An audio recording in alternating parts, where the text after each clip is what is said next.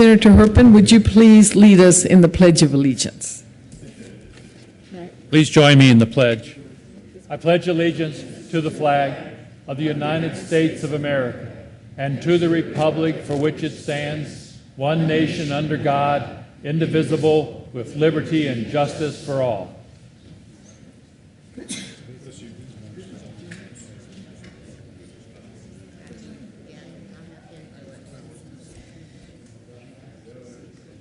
Mr. Majors, would you please take the roll?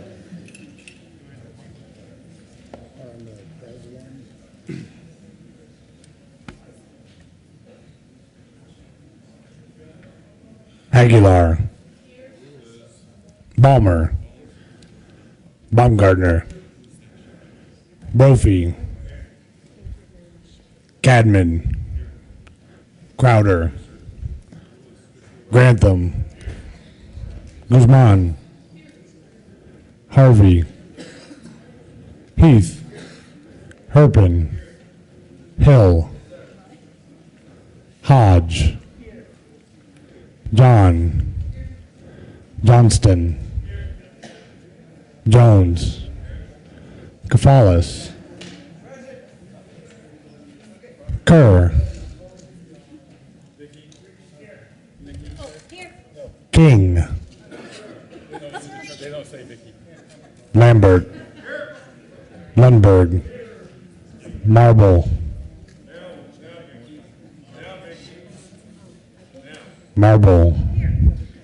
Newell, Nicholson, Renfro, Rivera, Roberts, Scheffel, Schwartz, Stedman, Doctrop, Todd, Ulibarri, Zenzinger. Madam President. Here.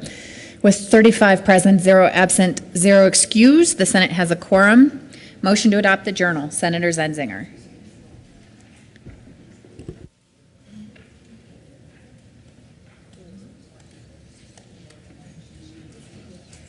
Thank you, Madam President. I move that the reading of the Journal of May 1st be dispensed with and the journal be approved as corrected by the Secretary. You've heard the motion. All in favor say aye. Somebody? Anybody? Aye. Okay. Aye. All opposed, no. Ayes have it. That motion is adopted. Committee reports. May 1st, 2014, Committee on Health and Human Services. After consideration of the merits, the committee recommends the following: House Bill 1369 be referred favorably to the Committee on Appropriations. May 1st, 2014, Committee on Health and Human Services, after consideration on the merits, the committee recommends the following. House Bill 1396 be amended as follows and as so amended be referred to the committee of the whole with favorable recommendation and with the recommendation that it be placed on the consent calendar. May 1st, 2014, Committee on Health and Human Services, after consideration on the merits, the committee recommends the following. House Bill 1366 be amended as follows and as so amended be referred to the committee of the whole with favorable recommendation. May 2nd, 2014, Committee on Local Government. After consideration on the merits, the committee recommends the following. House Bill 1343 be amended as follows and as so amended before the committee of the whole with favorable recommendation. May 2nd, 2014, Committee on Appropriations. After consideration on the merits, the committee recommends the following. House Bill 1394 be referred to the committee of the whole with favorable recommendation and with the recommendation that it be placed on the consent calendar. May 2nd, 2014, Committee on Appropriations. After consideration of the merits, the committee recommends the following. House Bill 1384 be amended as follows and as so amended before the committee of the whole with favorable recommendation. May 2nd, 2014, Committee on Appropriations. After consideration of the merits, the committee recommends the following. House Bill 1376 be referred to the committee of the whole with favorable recommendation. May 2nd, 2014, Committee on Appropriations. After consideration of the merits, the committee recommends the following. House Bill 1361 be referred to the committee of the whole with favorable recommendation and with a recommendation that it be placed on the consent calendar. May 2nd, 2014, Committee on Appropriations. After consideration of the merits, the committee recommends the following. House Bill 1367 be amended as follows and as so amended before the committee of the whole with favorable recommendation and with a recommendation that it be placed on the consent calendar. May 2nd, 2014, Committee on Appropriations. After consideration on the merits, the committee recommends the following. House Bill 1382 be amended as follows and as so amended before the committee of the whole with favorable recommendation. May 2nd, 2014, Committee on Appropriations. After consideration of the merits, the committee recommends the following. House Bill 1351 be referred to the committee of the whole with favorable recommendation and with the recommendation that it be placed on the consent calendar. May 2nd, 2014, Committee on Appropriations. After consideration of the merits, the committee recommends the following. House Bill 1309 be referred to committee of the whole with favorable recommendation and with the recommendation that it be placed on the consent calendar. May 2nd, 2014, Committee on Appropriations. After consideration on the merits, the committee recommends the following. Senate Bill 221 be amended as follows and as so amended before the committee of the whole with favorable recommendation. May 2nd, 2014, Committee on Appropriations. After consideration of the merits, the committee recommends the following. House Bill 1102 be amended as follows and as so amended before the committee of the whole with favorable recommendation. May 2nd, 2014, Committee on Appropriations. After consideration of the merits, the committee recommends the following. House Bill 1029 be referred to the committee of the whole with favorable recommendation. May 2nd, 2014, Committee on Appropriations. After consideration of the merits, the committee recommends the following. House Bill 1002 be amended as follows and as so amended before the committee of the whole with favorable recommendation and with the recommendation to be placed on the consent calendar. May 2nd, 2014, Committee on Appropriations. After consideration of the merits, the committee recommends the following. Senate Bill 223 be amended as follows and as so amended before the committee of the whole with favorable recommendation.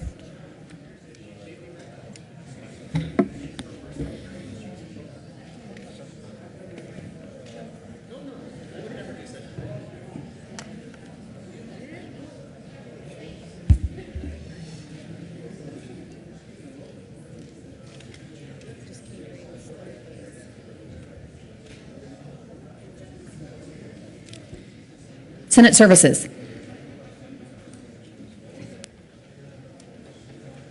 May 2nd, 2014, correctly printed, Senate Bills 222 and 223. Correctly engrossed, Senate Bills 180, 211, and 214. Correctly re-engrossed, Senate Bills 193, 199, 201, 205, 208, 210, and 212. Correctly revised, House Bills 1066, 1156, 1161, 1173, 1214, 1276, 1283, 1334, 1349, 1352, 1365, 1371, 1372, and 1374. Correctly re-revised, House Bills 1202, 1292, 1303, 1315, 1338, 1348, 1357, 1358, and 1368.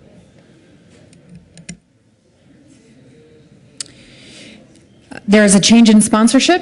Senator King will be removed as Senate Joint Prime Sponsor with Senator Johnston and Representatives Kraft, Tharp, and Gardner on House Bill 1386. Third reading of bills, final passage, consent calendar. Mr. Majors, would you please read the titles to all of the bills on third reading consent calendar? House Bill 1365 by Representatives Hamner and Wilson and Senator Schwartz and Baumgartner concerning junior college boards of trustees and in connection therewith modifying the time within which a junior college board of trustees must select its officers following an election and directing the Attorney General to serve as legal advisor to Colorado Mountain College upon request from its board of trustees. House Bill 1352 by Representatives Tyler and Coram and Senators Todd and King concerning the management of waste tires and in connection therewith making and reducing appropriations. House Bill 1066 by Representative Vehil and Senator Stedman concerning the amount of a driver's license fee that a rural county clerk and recorder may retain when issuing a driver's license and in connection therewith making and reducing appropriations. House Bill 1374 by Representatives Holbert and Kraftharp and Senators Hodge and Sheffield concerning the inclusion of on-demand air carriers in the sales and use tax exemption for certain aircraft. House Bill 1372 by Representatives Conti and McCann and Senator Marble concerning unauthorized advertising for adoption purposes. Members, we're on third reading. Mr. Majority Leader.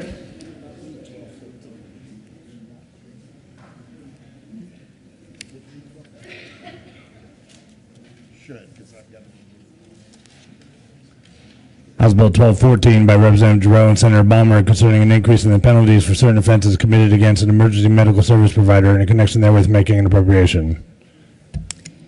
Mr. Majority Leader. Thank you, Madam President. There's been a request to remove House Bills 1214 and 1352 from today's third reading of Bills consent calendar and placed at the end of today's third reading of Bills calendar. House Bill 1352 and House Bill, which was the second one? 1214. 1214 are removed from the consent calendar and placed at the end of today's third reading calendar. Mr. Majority Leader. Thank you, Madam President. I move the adoption of all the bills on the third reading of Bills consent calendar, which includes House Bill 1365, 1066, 1374, 1372, and 1387. Sir, any discussion on any of the remaining bills on third reading consent calendar? Are there any no votes? Excuse me. I don't know where 1387.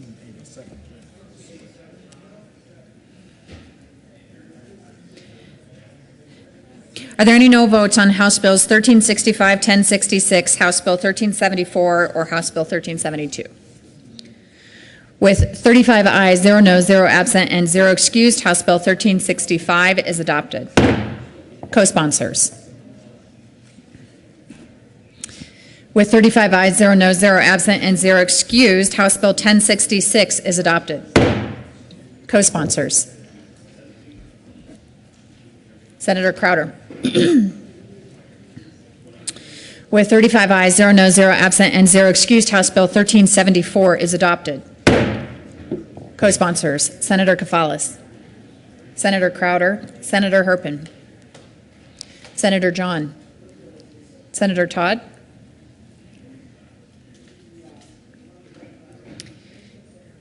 with 35 ayes, 0 noes, 0 absent, and 0 excused, House Bill 1372 is adopted. Co-sponsors, Senator Aguilar, Senators Nicholson, Kafalis, Rivera,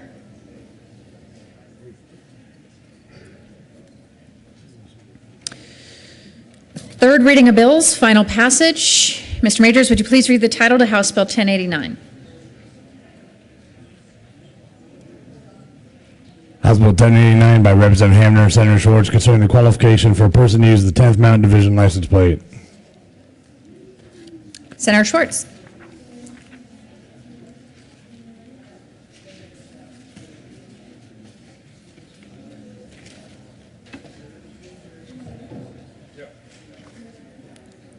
Mr. Majority Leader. Thank you, Madam President. I move we lay over House Bill 1089 until Monday, May 5th.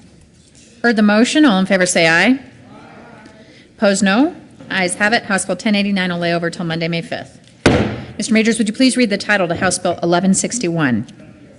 House Bill 1161 by Representative Garcia and Senators Crowder and Guzman concerning interstate rail service in southern Colorado and in connection therewith creating a commission and a fund for the purposes of encouraging Amtrak to continue with Southwest Chief Rail Line service at all current Colorado stops, expanding such service to include a stop in Pueblo, studying the potential benefits of expanding such service to include a stop in Walsenburg, and making an appropriation. Senator Crowder. Thank you, Madam President. I move House Bill 1161 for third and final reading and ask for an aye vote. Thank you. Any discussion? Question is the adoption of House Bill 1161. Are there any no vote?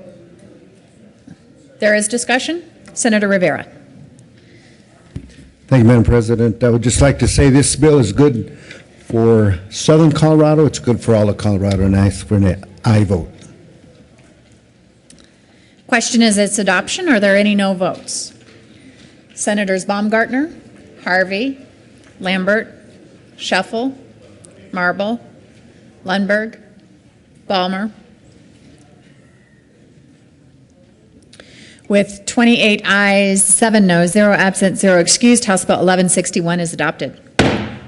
Co-sponsors: Senators Roberts, King, Herpin, Rivera, Ulibarri, Mr. Majority Leader, Senators Newell, Aguilar, Talktrop, Kafalis, Nicholson, Todd, Amtrak, Senators Jones, Kerr,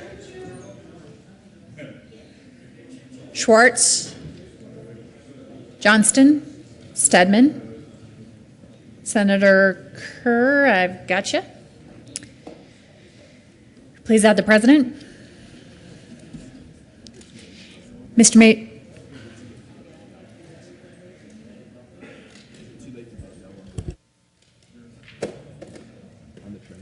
We have to do co-sponsors, so we have to do a request for reconsideration. We can do it at the end of the calendar. Thank you. Senator Grantham, co-sponsor on House Bill 1161. Senator Rivera, I've got you as a co-sponsor. Mr. Majors, would you please read the title to House Bill 1173? House Bill 1173 by Representatives Janelle McCain and Senator Newell concerning continuation of the Controlled Substances Abuse Act and in connection therewith the treatment of controlled substances abuse and making an appropriation. Senator Newell. Thank you, Madam President. I move House Bill 1173 on third and final reading and ask for an aye vote. Any discussion? Question is the adoption of House Bill 1173 on third reading. Any no votes? Senators Marble, Mr. Minority Leader, Senators Balmer, Lundberg, Lambert, Crowder, Shuffle, Grantham, Brophy, Renfro, Baumgartner. With 24, Hill. On third reading, if I don't see you in your seat, it increases the chances you get missed. Senator Kerr, are you a no on House? Senator Kerr is not a no.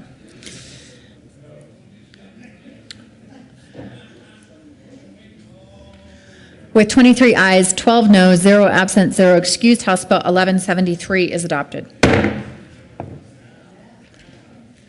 Co-sponsors: Senator Kerr, Senators Kafalis, Nicholson, Todd,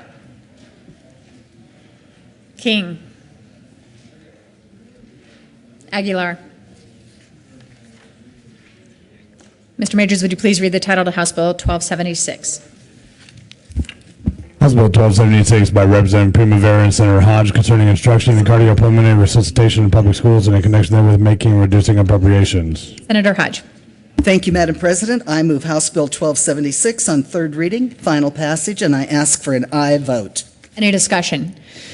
Question is its adoption. Mr. Minority Leader. Thank you, Madam President. This is an important bill. This is about public safety. This is literally the difference between life and death.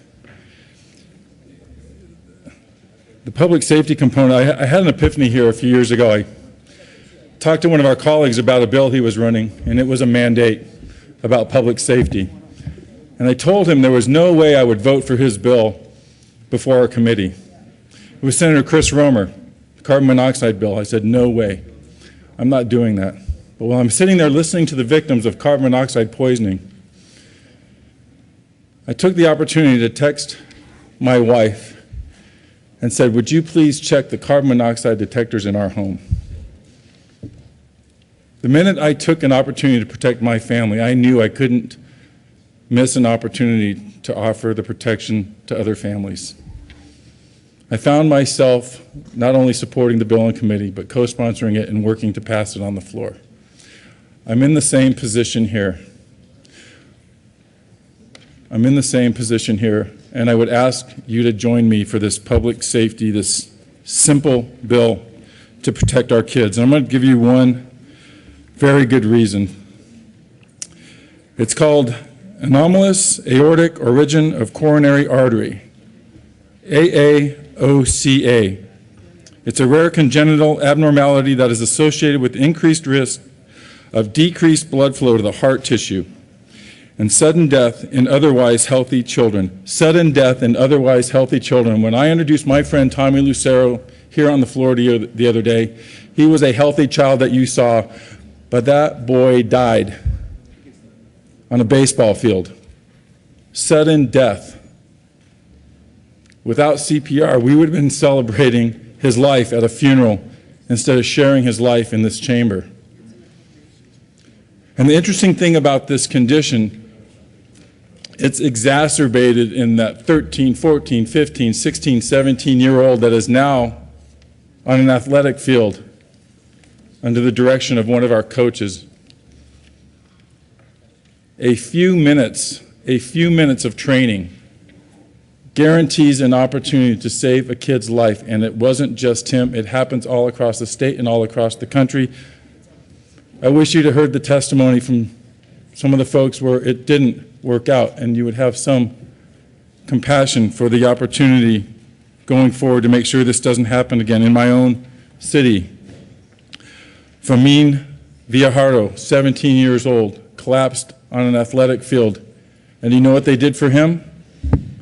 They stood around looking at him, wondering why he wouldn't stand up.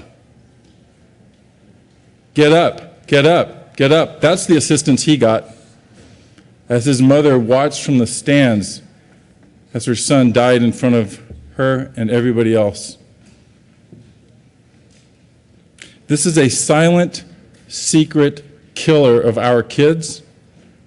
We require so much training to put somebody in a position of responsibility in our kids' classrooms, in their schools, on our athletic fields.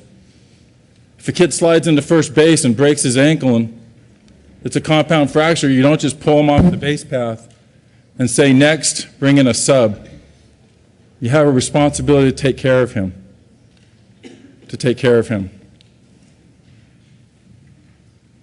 This is an incredible responsibility and the easiest training that you can get. And I appreciate Senator Doctor from Denver for helping to set up the CPR here, because literally while I was in that hospital room, I was thinking, how can we all get trained on our own? And I remembered back being trained as an advanced first aid on the ski patrol years ago, decades ago, and then retraining again when my kids were born. And think about turning over 20 plus kids at a time to one of our coaches at any one of our schools all across the state at any given time, when many of them we know have AAOCA, a silent secret killer, and for just a few minutes we will have an opportunity to make sure they have an opportunity to continue playing after that incident. CPR is simple, it is justified, it's essential. I would ask for your support of this bill. Any further discussion? Question is the adoption of House Bill 1276. Are there any no votes? Senator Marble, Senator Harvey, Senator Lambert. With 30, and Senator Brophy. With 31 ayes, 4 noes, 0 absent, 0 excused, House Bill 1276 is adopted. Co-sponsors. Mr. Minority Leader, Senators Crowder, King, Rivera, Herpin, Roberts. Mr. Majority Leader, Senators Aguilar, Nicholson, Newell. Madam President Pro Tem, Senators Kafalas, Zenzinger, John, Kerr, Toktrop, Ulibarri, Johnston, Jones, Schwartz, Todd. Please add the President. Mr. Majors, would you please read the title to House Bill 1283? House House Bill 1283 by Representative McCain and Senators Newell and Cavallos concerning modifications to the electronic prescription drug monitoring program in connection therewith making an appropriation. Senator Newell. Thank you, Madam President. We move House Bill 1283 on third and final vote and ask for an aye vote. Any discussion? Question. Senator Hill.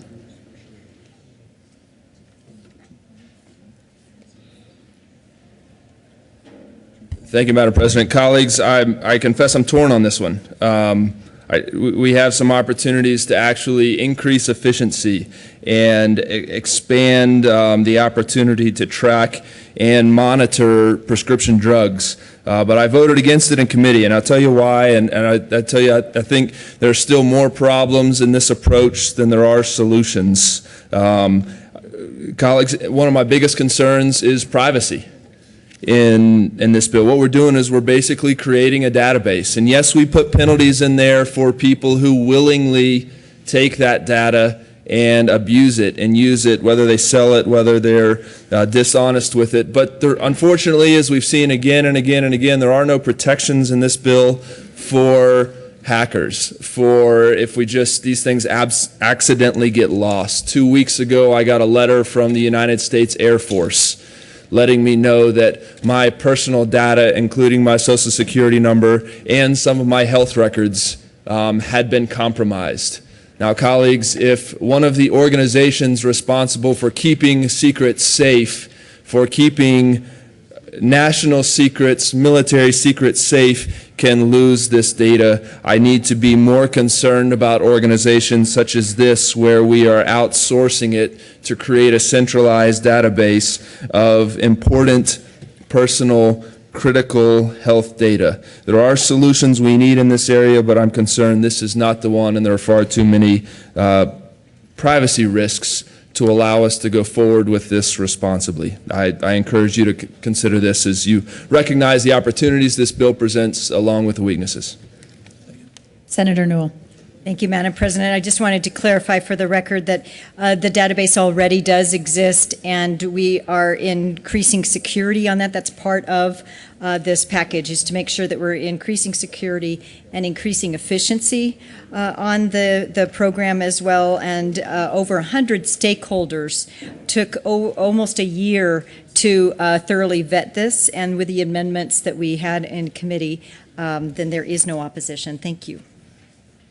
Senator Cavallos.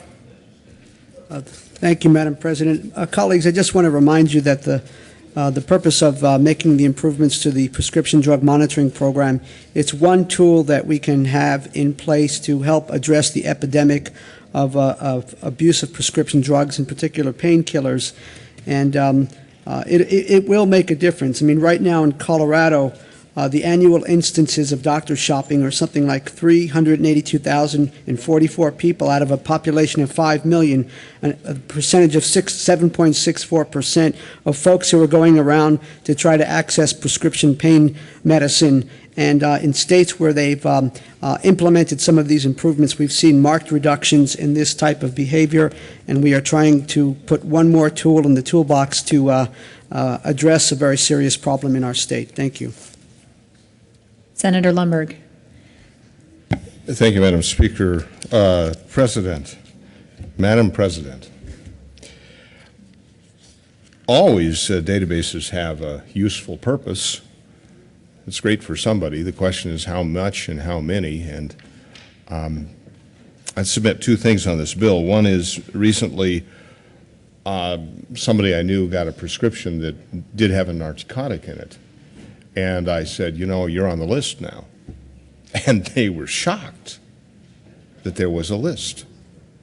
And they saw the reason why it might be, but shocked that they were on the list because they didn't expect that out of their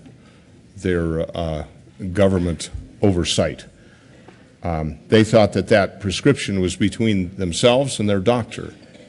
And sure, the pharmacist knew about it, but that's pretty troubling. And now this is not voluntary, this is mandatory. Those are my 2 points, and that's why I vote no. The question is the adoption of House Bill 1283. Are there any no votes?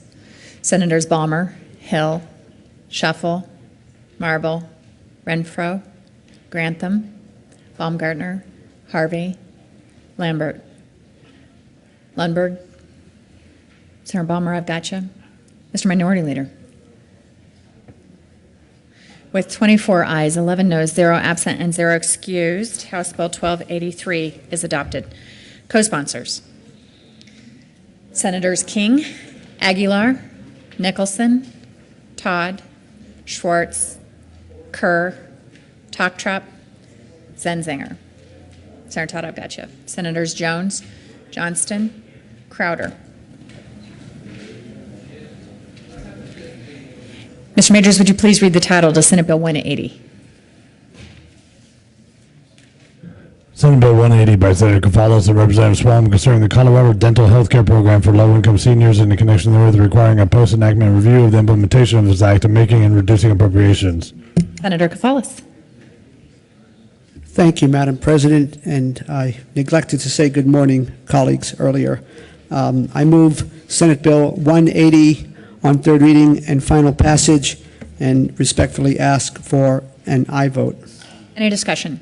Questions the adoption of Senate Bill 180? Are there any no votes?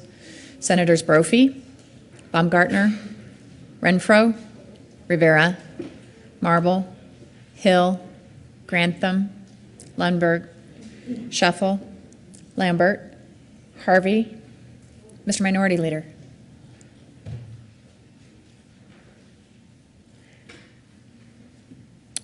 With 24 ayes, 11 noes, 0 absent, and 0 excused, Senate Bill 180 is adopted. Co-sponsors: Mr. Majority Leader, Senators Aguilar, Toctrap, Kerr, Nicholson, Madam President Pro Tem, Senators Newell, Todd, Schwartz, Crowder. Please add the President. Mr. Majors, would you and Senator Zenzinger? Mr. Majors, would you please read the title to Senate Bill 211? Senate Bill 211 by Senators Johnston and Balmer and Representatives Hillenhorst and Waller concerning an Alzheimer's disease center in connection therewith making an appropriation. Senator Johnston. Thank you, Madam President. We are proud to move Senate Bill 211 on third reading and final passage and ask for an aye vote. Any discussion? Question is the adoption of Senate Bill 211. Any no votes? With 35 ayes, 0 noes, 0 absent, and 0 excused, Senate Bill 211 is adopted. Co-sponsors: Senators King, Mr. Majority Leader, Senators Crowder, Herpin, Hill, Aguilar, Nicholson, Cafalas, Madam President Pro Tem, Senators Kerr, Toctrap, Jones, Schwartz, Todd. Please add the President. Mr. Majors, would you please read the title to Senate Bill 214? Senate Bill 214 by Senators Lambert and Stebbins and Representatives Jerome May concerning the studies requested the Department of Personnel's response to the request for information in the fiscal year 2013-14 Annual General Appropriation Act and in connection therewith making an appropriation. Senator Lambert. Thank you, Madam President. We move Senate Bill 214 on third reading and final passage. This is a JBC bill, and I ask for an aye vote. Any discussion? Senator Stebbins. Thank you, Madam President. Good bill, vote yes. Question is the adoption of Senate Bill 214. Are there any no votes? With 35 ayes, 0 noes, 0 absent, and 0 excused, Senate Bill 214 is adopted. Mr. Majors, would you please read the title to House Bill 1156? Oops. Good job. Co-sponsors: Senate Bill 214. Senators Rivera, Roberts, Herpin, Lundberg, King. Mr. Minority Leader, Senator Grantham, Senator Marble.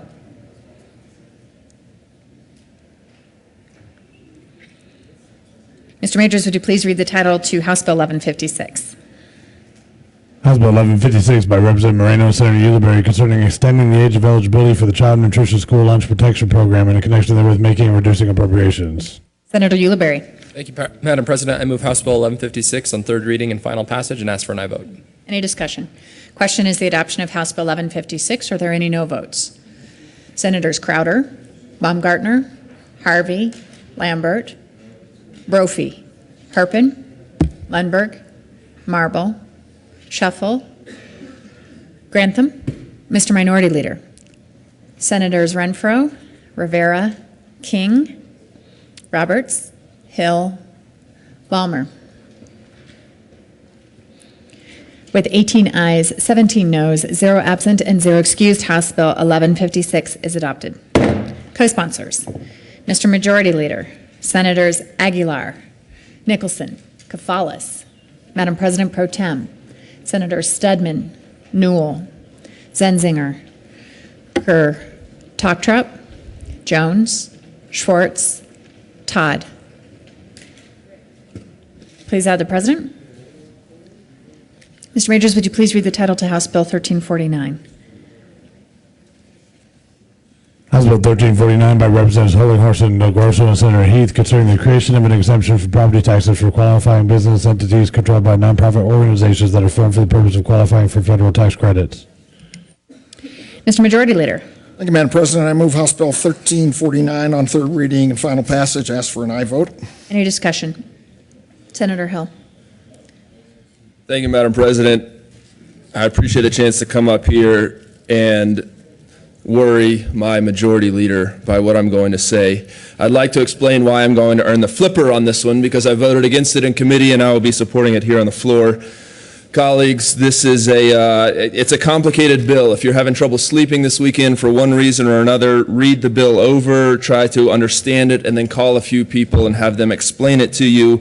It'll put you out in a heartbeat.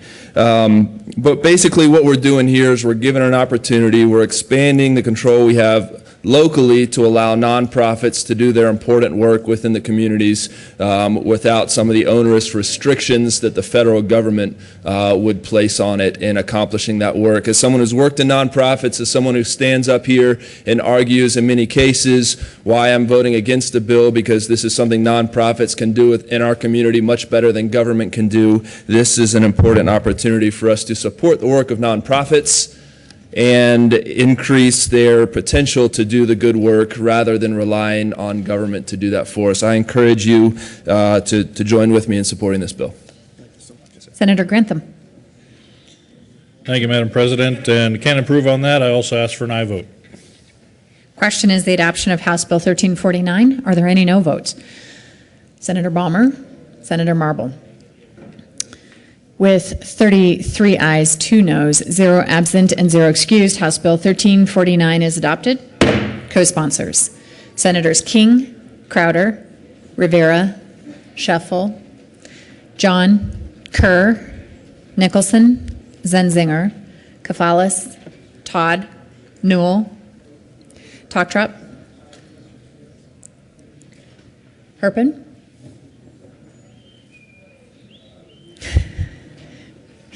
last but not least, Mr. Minority Leader. And I guess not last, Senator Johnston.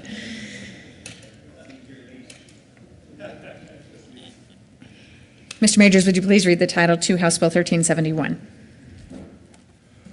House Bill 1371 by Representative Young and Senator Grantham concerning property taxation of oil and gas leaseholds and lands, and in connection therewith specifying that the wellhead is a point of valuation and taxation for such leaseholds and lands. Senator Grantham. Thank you, Madam President. I move House Bill 1371 on third reading and final passage, and that's for use of the current roll call. Any discussion? Questions the adoption of House Bill 1371. Are there any no votes? Senator Ulibarri. With 34 ayes, 1 no, 0 absent, 0 excused, House Bill 1371 is adopted. Co-sponsors. Senator Crowder. Senator Schwartz. Mr. Majors, would you please read the title to House Bill 1334?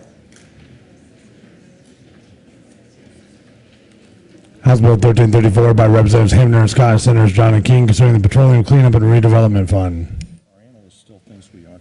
Senator Lambert. Thank you. Could we have a senatorial 2? 5 for 2 minutes. The Senate will, did you ask for a senatorial 5, Senator? The Senate will stand in a brief recess.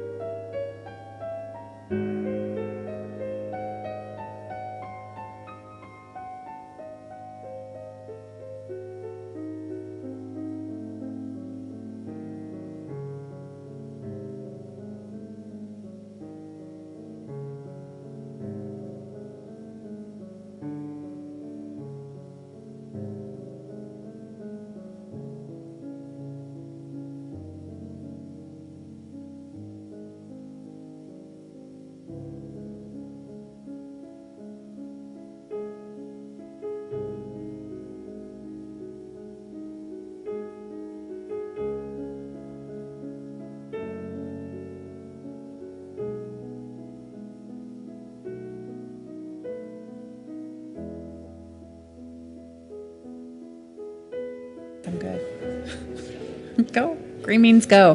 The Senate will come back to order. Mr. Majority Leader.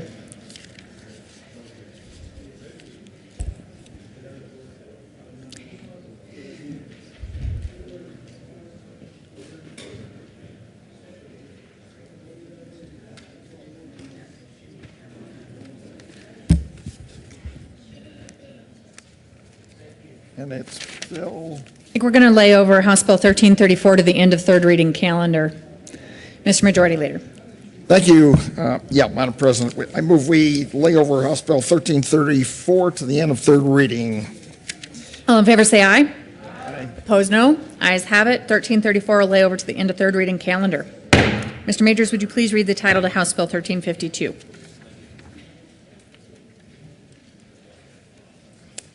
House Bill 1352 by Representatives Tyler and Quorum, Senators Todd and King, concerning the management of waste tires in connection therewith making and reducing an appropriations. Senator Todd.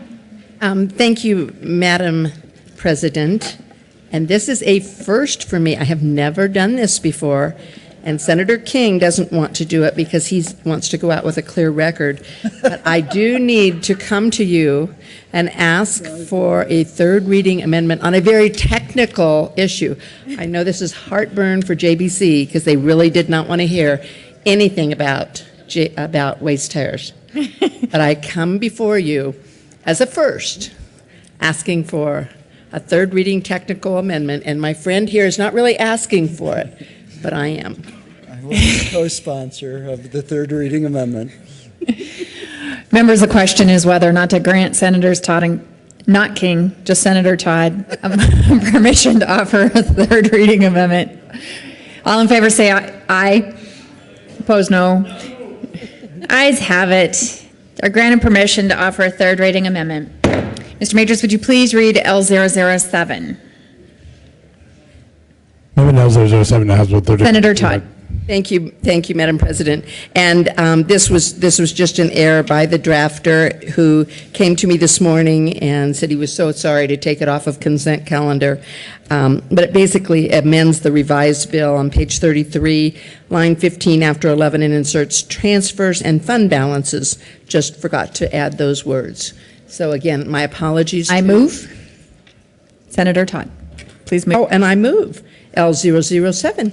Great. Further discussion on the amendment, Senator Lambert. Thank you, Madam President. I'd ask for an aye vote on L007, but having been on the Budget Committee for a while, what would you expect carrying a waste tire bill? Question is the adoption of L007. Are there any no votes? With 35 ayes, 0 no, 0 absent, 0 excused, L007 is adopted. Back to the bill, Senator King. Thank you, Madam Chair. We move House Bill 1352 and ask for an aye vote. Further discussion? Questions the adoption of House Bill 1352. Are there any no votes? Senator Marble. With 34 ayes, 1 no, 0 absent, 0 excused, House Bill 1352 is adopted. Co-sponsors, Senator Jones.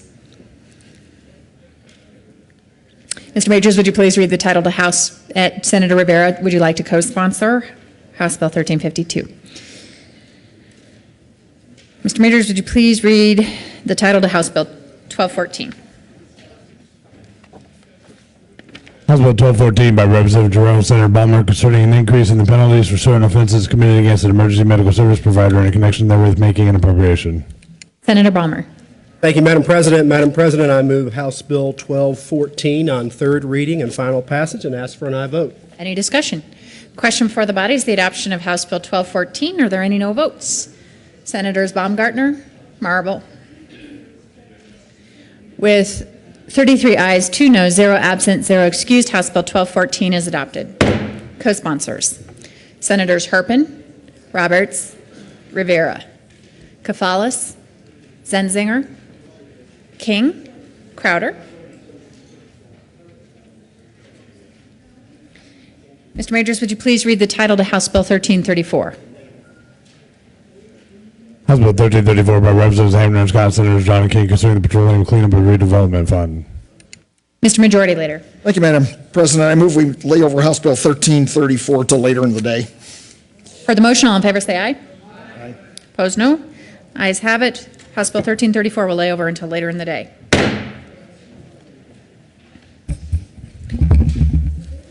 Mr. Majority Leader. Thank you, Madam President. In a moment, I'm going to move that we take up special orders to go ahead and do the second reading consent calendar of tomorrow meeting, in this case, Monday, so we can get these bills taken care of. So, do you need to get Senator Hodge up here? Mm-hmm.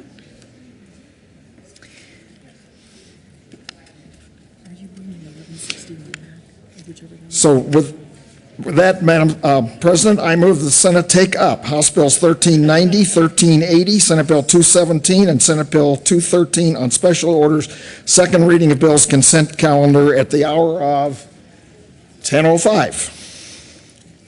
The motion is to take up Monday's consent calendar, specifically House Bill 1390, House Bill 1380, Senate Bill 217, and Senate Bill 213 on special order. Second reading of bills consent calendar at the hour of 10:05. This motion Actually, make that 10:10. It's past 10:05. We'll modify that motion to 10:10. This motion requires 2/3 vote. All those in favor say aye. Aye. Opposed, no. The ayes have it. The motion is adopted, and the Senate will take up those bills on special order. Second reading of bills consent calendar at the hour of 10:10. And the Senate will stand in a brief recess to allow special orders calendars to be prepared and distributed.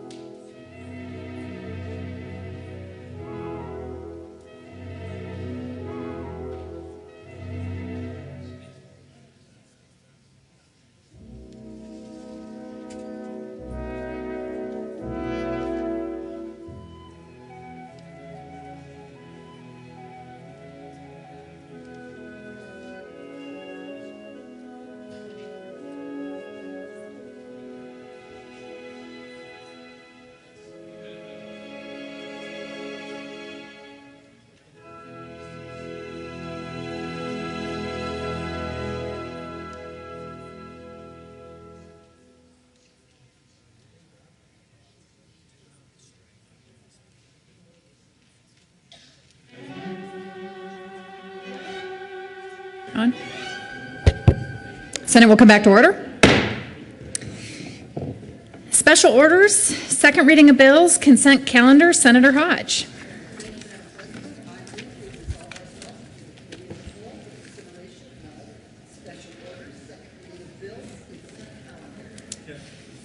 For the motion, all in favor say aye. Opposed, no. Ayes have it. The Senate will resolve itself into a committee of the whole for purpose of considering general orders, special orders, second reading of bills, consent calendar, and Senator Hodge will take the chair.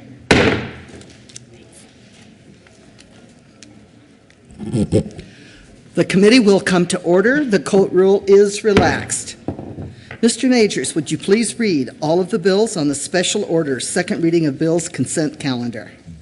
You want to speak it? House Bill 1390 by Representative Durant and Gardner, Senators Brophy and Zetzinger, concerning the legal standing of a member of the public and challenging a violation of the open meetings requirement. House Bill 1380 by Representatives Gardner and Fields and Senator Nicholson, concerning the Colorado Coroner Standards and Training Board and in connection therewith making an appropriation. Senate Bill 217 by Senators Carroll and Cadman and Representatives Holinghorse and Del Grosso, concerning methods to promote transparency in connection with public disclosure by lobbyists. Senate Bill 213 by Senator Johnson and Representative Conte, concerning increasing the statutes of limitations for commencing proceedings against a person who, after committing a vehicular homicide, leaves the scene of the accident, and in connection therewith requiring a post-enactment review of the implementation of this act. Mr. Majority Leader. Thank you, Madam Chair. I move the adoption of all the bills listed in the special order second reading of bills consent calendar and their associated committee reports, which includes House Bill 1390, 1380, Senate Bill 217 and its State Veterans and Military Affairs and Appropriations Committee reports, and Senate Bill 213. The question, Senator Lambert. You going to talk on the committee report? Yeah, this is a committee. Do the committee report first. Oh, this is a committee? Yeah. The question before the body is the adoption of the committee reports. Is there any discussion on any of the committee reports on the consent calendar? All in favor of the committee reports on the consent calendar, please say aye. All opposed, no.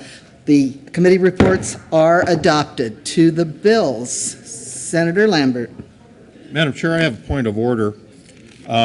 This being the 115th legislative day, and with one of the bill sponsors, the prime bill sponsor here on Senate or House Bill 1390, I would move that the committee report be amended to say taken up at 10:10 a.m. or 9:10 a.m. Brophy time. You want to withdraw your motion? Senator Lambert. You want to withdraw your motion? No. Withdraw it at 9:30. Thank you, Madam Chair. I'll withdraw my motion at 9:15 Brophy time. Seeing no further discussion, all in favor of the bills on the special order, second reading of bills consent calendar, please say aye. Aye. All opposed, no. Those bills are adopted. Mr. Majority Leader. Thank you, Madam Chair. I move we rise and report. You've heard the motion. All in favor say aye. Aye. All opposed, no. We will rise and report.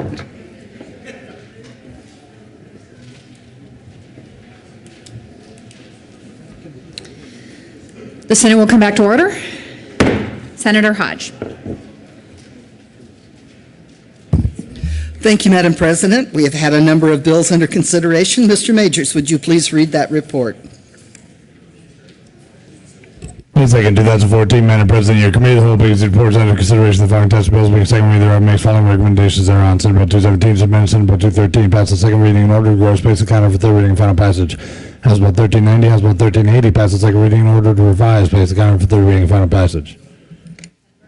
Senator Hodge. Thank you, Madam President. I move the report. Any discussion?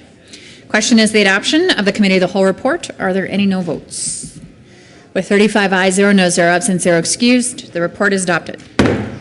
Senate Bill 217 is amended. Senate Bill 213 passed on second reading, ordered, engrossed, and placed on the calendar for third reading and final passage. House Bill 1390, House Bill 1380 passed on second reading, ordered, revised, and placed on the calendar for third reading and final passage.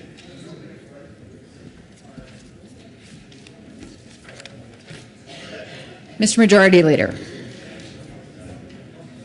Thank you, Madam President. Colleagues, we're going to be jumping around a little bit today to take care of all the Senate bills. So in a moment, I'm going to move that we take up the 4 Senate bills, 2 that came off of appropriations this morning, and 2 that are on second reading for Monday as well.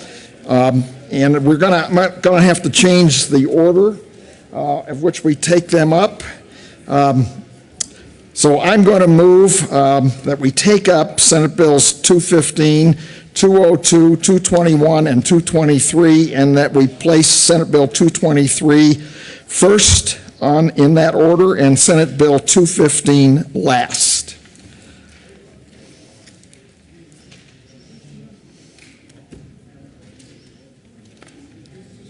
The motion is that the Senate take up the following bills on special orders in the following order: Senate Bill 223, 202, 221, 215 at the hour of, Mr. Majority Leader, what did you say?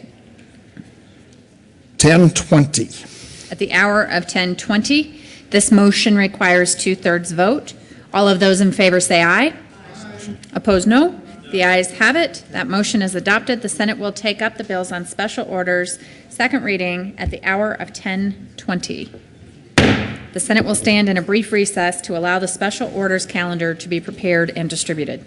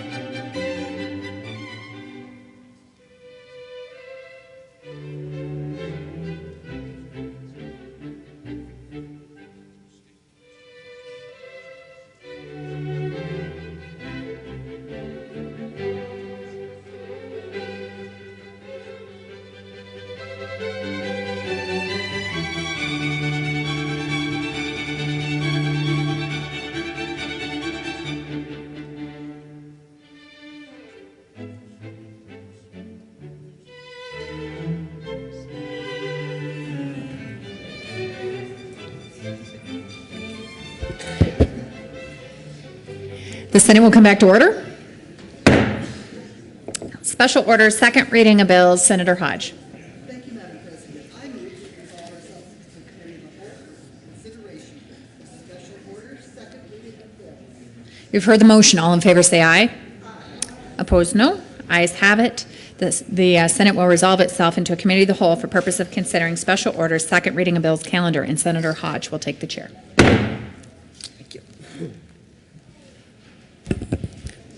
The committee will come to order. The court rule is relaxed. Mr. Majors, please read the title to Senate Bill 223. Senate Bill 223 by Senators Nicholson and Cadman, Representatives Giroux and Young, concerning the payment by the state of legal claims arising in connection with the Lower North Fork wildfire. Senator Nicholson. Thank you, Madam Chair. We move Senate Bill 223 and the Appropriations Committee report. To the Appropriations Committee report. Thank you, Madam Chair. The Appropriations Committee this morning provided the funding for the ability for us to recover damage amounts recommended by arbiters at the Judicial Arbiters Group. Senator Stedman. Thank you, Madam Chair. Colleagues, I'll ask for an aye vote on the appropriations report, and I mainly rise at this stage to let you know that we worked quite a bit yesterday afternoon and into the early evening to agree to a way to finance the settlement of these claims and to draft the appropriation clauses for committee this morning. And this morning we discovered we have a slight error in the appropriations report. Staff's working on that right now. I don't have an amendment at this stage. We may not have an amendment, and so maybe even we get to a committee of the whole amendment, but there is the need to make about a $600,000 adjustment in the appropriation clauses on the bill. And prior to the adoption of the report, I thought I'd just let you all know that that's coming. But I will ask for an aye vote on the report and let you know that right now we've gone to considerable lengths to figure out ways to reduce various appropriations in last year's long bill, this year's long bill, to scrape together the additional money on top of the $11 million that was in this year's long bill to support the appropriations necessary to make these payments to the claimants in this instance. And we've almost got it right, and for now I'll ask for an aye vote, and there will be an amendment coming. Is there further discussion on the Appropriations Committee report? Seeing none, all in favor of the Appropriations Committee report, please say aye. Aye. All opposed, no. The ayes have it. The Appropriation Committee is adopted. To the bill, Senator Nicholson. Thank you, Madam Chair. Soon after the Lower North Fork fire occurred, I was standing on the property of Mr. and Mrs. Hoover. Mr. and Mrs. Hoover are heirs to President Hoover. They and I were standing in front of what was once their beautiful home that had now completely burned down. Mrs. Hoover was standing in front of a large metal tray full of ashes, and she was sifting through the ashes with her fingers to find any little treasure, any little memento that might be left from all that they had. And she found a little piece of bone china, and she picked it up and she showed it to me. And she said, "Oh, this is all that is left of a full set of fine bone china that was once the presidential china in the White House and handed down from one generation to the next and finally to me." And as heartbreaking as that is, and as hard as that is on that family, there are many other stories that can be told about all the losses in this particular horrible incident. 3 people lost their lives in this fire that was caused by a prescribed burn that escaped. There were 22 homes that were lost and 4,100 acres that were damaged. 19 family petitioned the General Assembly to recover damage amounts recommended by the arbiters at the Judicial Arbiters Group. They are asking for legal claims arising in connection with the Lower North Fork fire. And I'd like to just call out their names, because we're not talking about just money. We are talking about people's lives that were forever harmed by this event. Scott Apple, on behalf of his wife, Ann, who died in the fire. Joanne Baldwin, Dan Brubaker and Patricia Brubaker, John Campbell and Catherine Campbell, Bruce Ellis, Marianne Ellis, and B Group, Jim Fieldley and Jill Fieldley, Douglas Gullick, Kim Olson, Maury Gustafson, Denise Gustafson, Andrew Hoover, and Jean Hoover, Ken Cobbs and Suzanne Cobbs, Maria Custer, Christine Custer, and Edward Custer, Samuel Lucas Jr. and Linda White, representing their parents who died in the fire. Co Meyer, Jack Ogg and Mary Ogg, Dennis and Nancy Pappas, Tom Scanlon, Sharon Scanlon, George and Claire Schmidt, James Spoon, Eileen Spoon. These people were all harmed by a fire that occurred because it escaped. And for them, we are anxious to provide some aspect of closure before the end of the legislative session. They should not have to wait until next January. They have waited long enough. 3 people lost, 22 homes destroyed, 4,100 acres were severely damaged.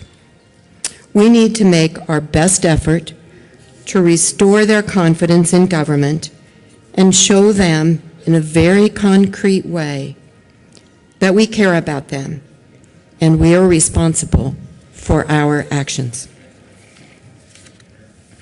Further discussion on Senate Bill 223. Senator Schwartz. And thank you, Madam Chair. I just want to thank the sponsors. I in particular, for Senator Nicholson to read out the names. And it is such a tragedy, especially to lose lives. But so much has resulted, and I want to thank Senator Nicholson, Senator Roberts, all the work of the committees that addressed it, and the co-sponsor, Senator Kevin. This chamber, this legislature has done a lot to make Colorado accountable for the fires in our state. And thank you both for taking time to have each one of their names read here and be honored, and know that our work is not over, and we will continue to address and make sure that communities remain safe in the future when it comes to using a very important tool, but we must use extreme caution. Thank you both. Senator Cadman. Thank you, Madam Chairman. Thank you, members. We all get asked, I'm sure, what's it like to be a senator? Do you love your job? And my response is almost always, some days are harder than others. And this was a hard day in some respects and a great day in other respects. As this bill moved through appropriations and we sat with the victims of the fires that we've sat with on other occasions over the last couple of years, to include when we first ran the bill, to include an opportunity to bring resolution to these claims over 2 years ago. 2 years ago this week, we sat in these committees and tried to get these resolved. These people have waited a long time, and I really appreciate Senator Nicholson's comments on the members who were affected by this, our citizens who were affected by this and their families, and we can talk statistics and the numbers are in the bills, but what can't be reflected is the emotion and the pain of those individuals. And for the first time, they were in this building for the finally for the right reason. They shared their tears, but unlike the last times when they shared their tears, this year they were tears, maybe not even of joy, I think of relief that they finally see the end in sight, as we have sat next to these folks now since 2012 through a multitude of committees. Scott Apple, his wife, was lost in the fire. For the first time that I've known him, to include the couple hours I spent with him yesterday when he finally had an opportunity to share at the mic this morning, was virtually speechless. Finally, I think just overcome with relief, and has probably lived in a constant state of shock as he's tried to recover from this. And I want to share one more thing. I've had a chance to review some of the documents and some of the evidence and some of the claims through this long process that have gone through, one, a court system and adjudication, and second, through the process through the claims board. Both were valid, and all the people involved in both of those processes did their jobs as directed by the law. Both were valid.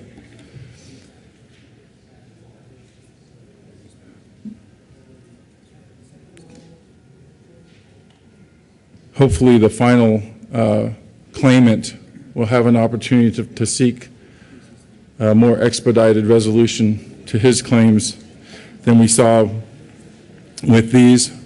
So with that, we would probably need to focus on how to provide for that claim going forward. And I appreciate the fact that our colleagues on the JBC know that that is out there.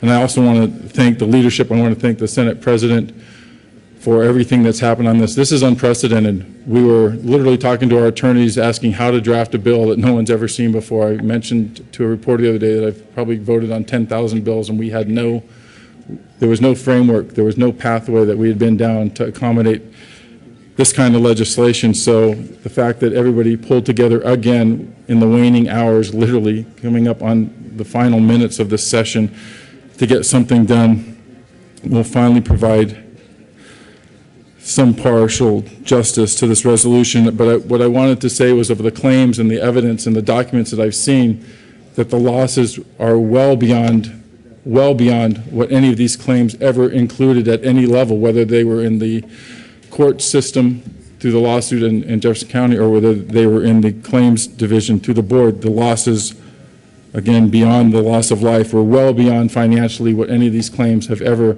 accommodated. So there is no way that any of these lives will be made whole financially, not by any stretch. And their path to healing has no end. Literally, there is no end. But at least with this bill, they finally have a beginning. Would ask for your support. Further comments on Senate Bill 223? Senator Stedman.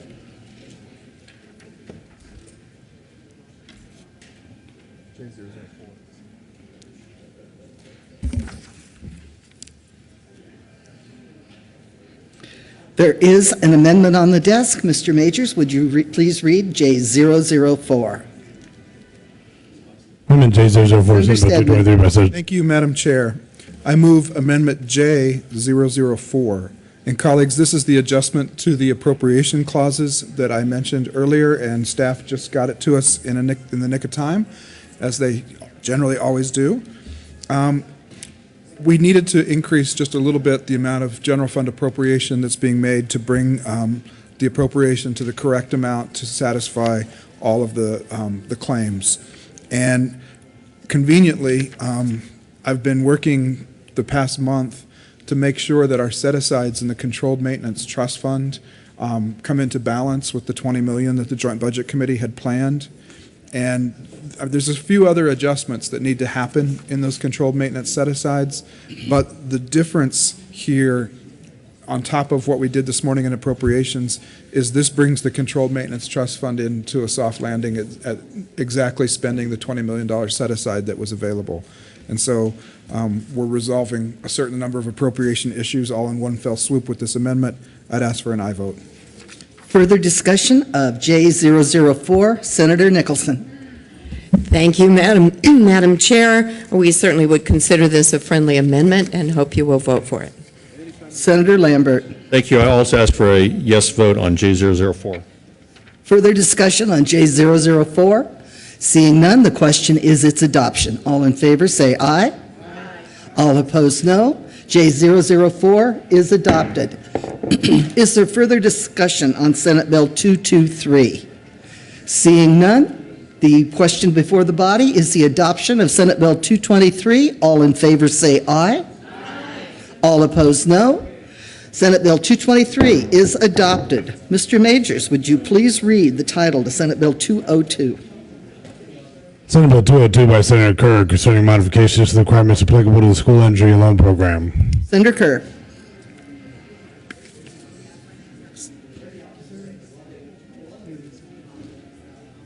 I got it.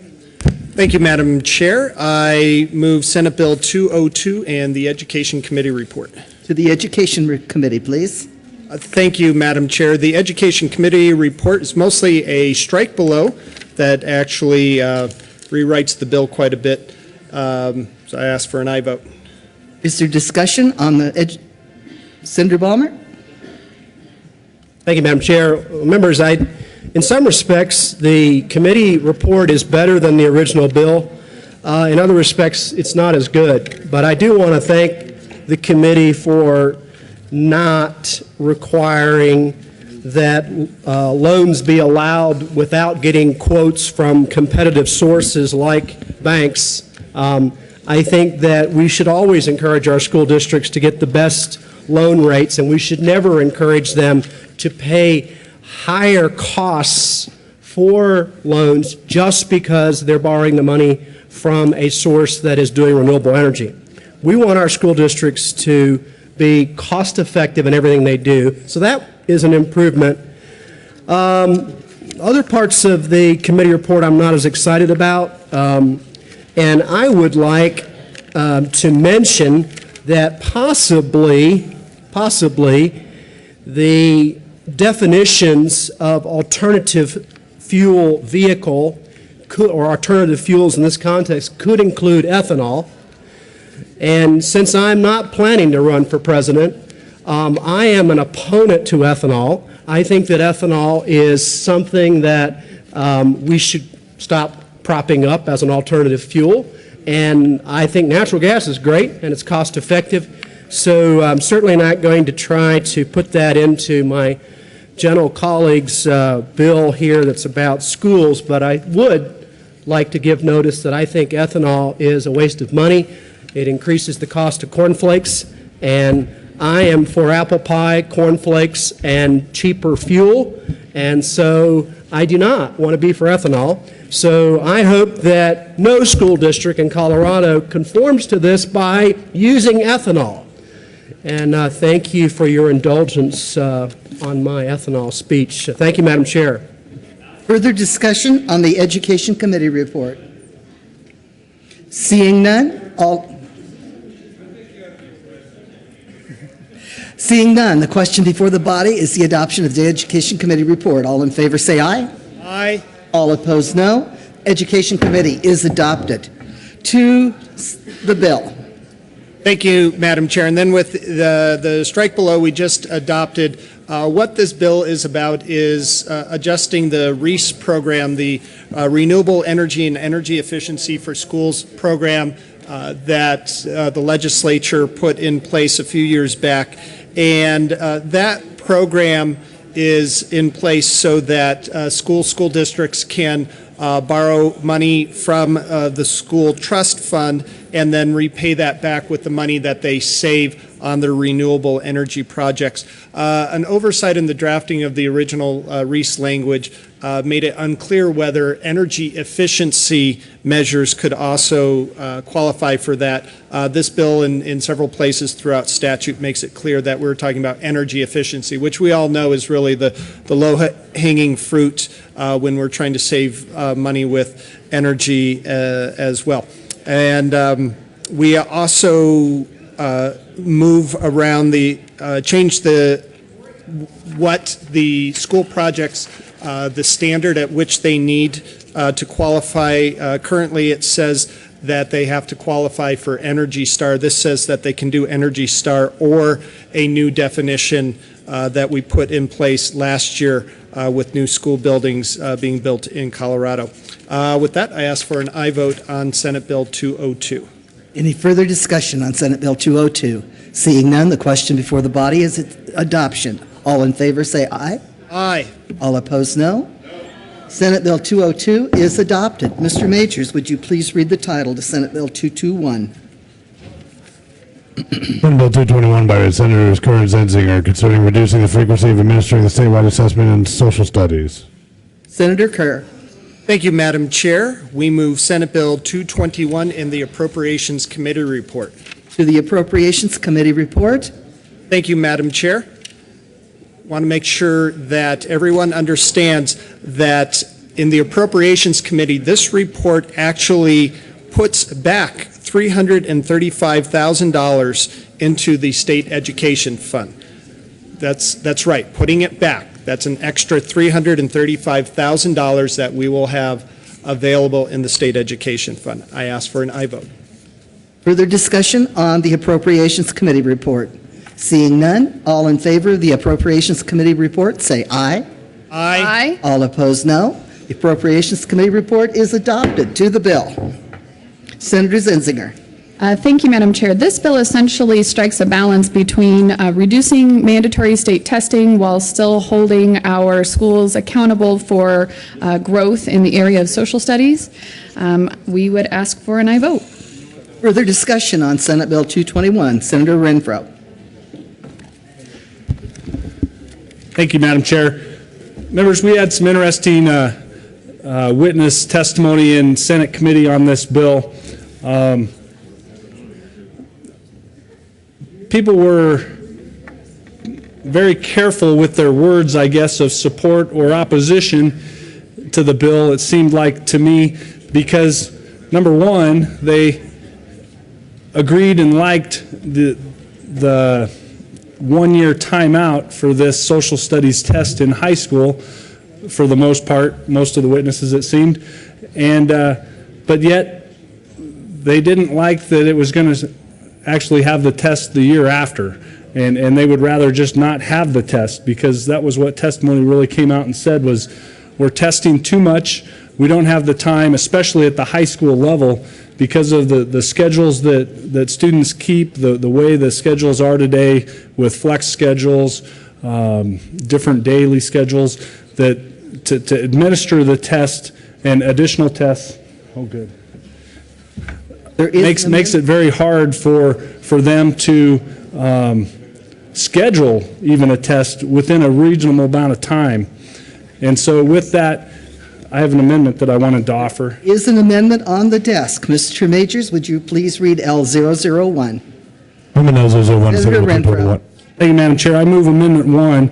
And what this does with this amendment is, instead of a one-year timeout, it would be a 10-year timeout for the high school test on this. Since we have to reduce the frequency, this fits under the title of the bill by reducing it from just 1 year to take it to 10.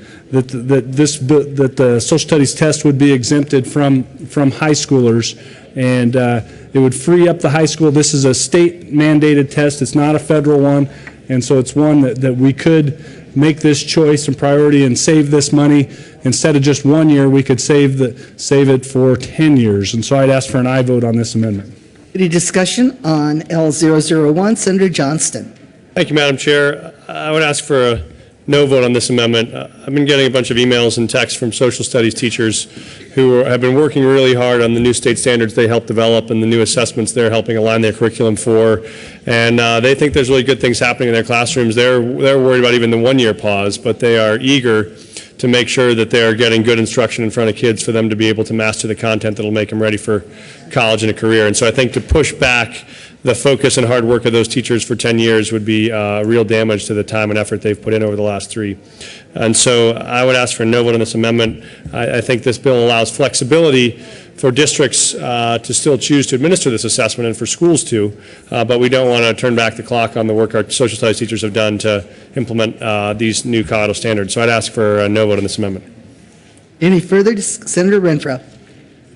Thank you, Madam Chair. Well, I've had several emails and calls too, and it's been from parents and from administrators that the burden of the testing that we're putting on our schools, that they can't comply, they can't continue at the path they are and actually accomplish anything because of how many tests and the time that are spent giving the tests and trying to coordinate the tests.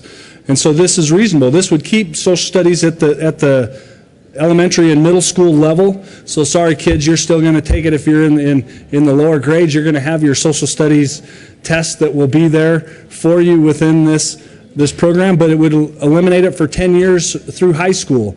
And so this is the only part of this that it would do. It would delay it for 10 years there. And it's clear that we're mandating too many tests, and we have to make a priority on how we're going to go forward. And this is one area that we can delay, and let's delay it longer than just 1 year. So I ask for an aye vote on this amendment. Further discussion on L001? Seeing none, the question before the body is the adoption of Amendment L001. All in favor say aye. All opposed, no. No. The amendment fails. We are back to the bill. Any further discussion on Senate Bill 221? Senator Renfro. Thank you, Madam Chair. Members, this is kind of a mixed message or tough bill. I voted no on it in committee, and I'm going to stay a no on this because we couldn't get this amendment on to delay this longer. In my mind, a 1-year delay doesn't accomplish really anything within this program, and except I guess maybe next year it's going to show that the delay is good and that we should extend it, and we should just extend it overall and start that way. So to me, this is not listening to what parents and administrators are wanting. This is going baby steps when we should go further. So I'd ask for a no vote on this bill. Senator Crowder. Thank you, Madam Chair. I just had a quick question for the sponsors. I'm not quite. I did not hear this in committee, and I was curious where the local school board stood on this. Senator Zinzinger. Thank you for the question, Madam Chair. Thank you for the question. This bill was endorsed by CEA, CASB, and CASE because they recognize that it offers the immediate relief of the test in high school next year, but then it also refers it to a 3-year cycle in the future. So every 3 years we would come back and test the subject of social studies to make sure that we are still holding to our standards, that we're still meeting the accountability measures. However, school districts also have the option to opt out. If they want to do the test next year, they can, because it's permissive. If they would like to opt out, they can do that too. One more question. Senator Crowder. On line 21, is this what you just stated? Is this may request the department administer the assessment? Is this the opt-in or opt-out of the school you're talking? Senator Kerr. Thank you. Thank you, Madam Chair. Yes, that's correct. That's the optional piece gives really underlines the local control and making sure that our local school boards, our folks who are on the ground in the classrooms are making the decisions on 2 years out of 3 and while still holding our schools accountable for making sure that they are teaching social studies and making sure that our kids are being exposed to history, civics, economics, geography, very important subjects that we need in our schools. Senator Marble. Thank you, Madam Chair. I am not in support of Senate Bill 221 because it does not go far enough. And I know that there were a group of parents very concerned, trying to get more of their voice in this, thinking that they had something, concrete, and then found out that no, it wasn't really their voice that was being heard.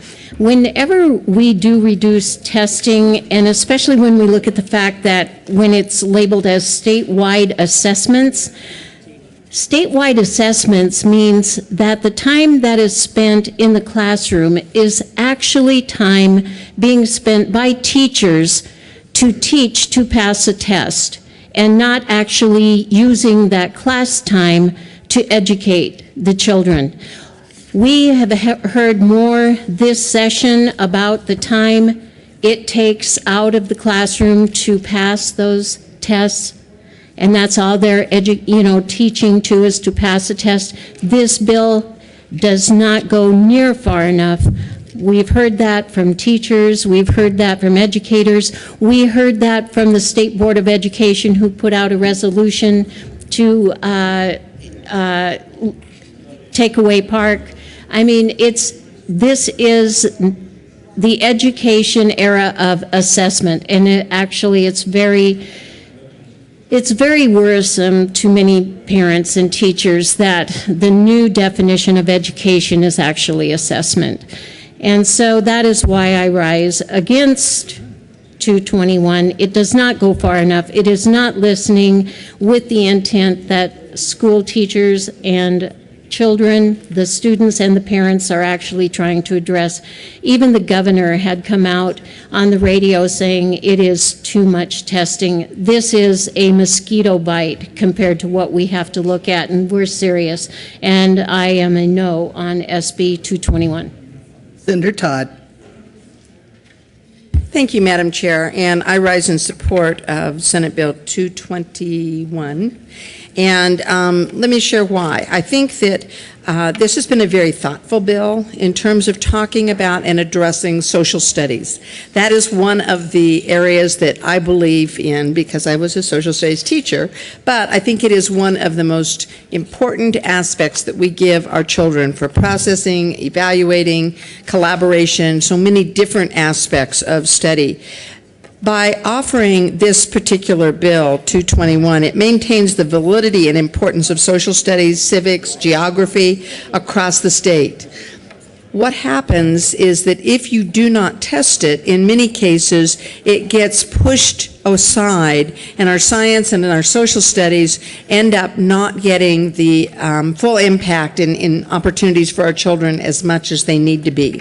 Second of all, I believe that 221 works with a previous bill that we passed, House Bill 1202, on statewide testing and study to look at, evaluate, and it is only one time every 3 years. So it is not the impact that some of our other statewide testing has been, and so I commend the sponsors for bringing this bill forward and urge an aye vote on Senate Bill 221.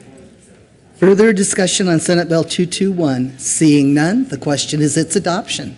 All in favor of Senate Bill 221, please say aye. Aye. All opposed, no?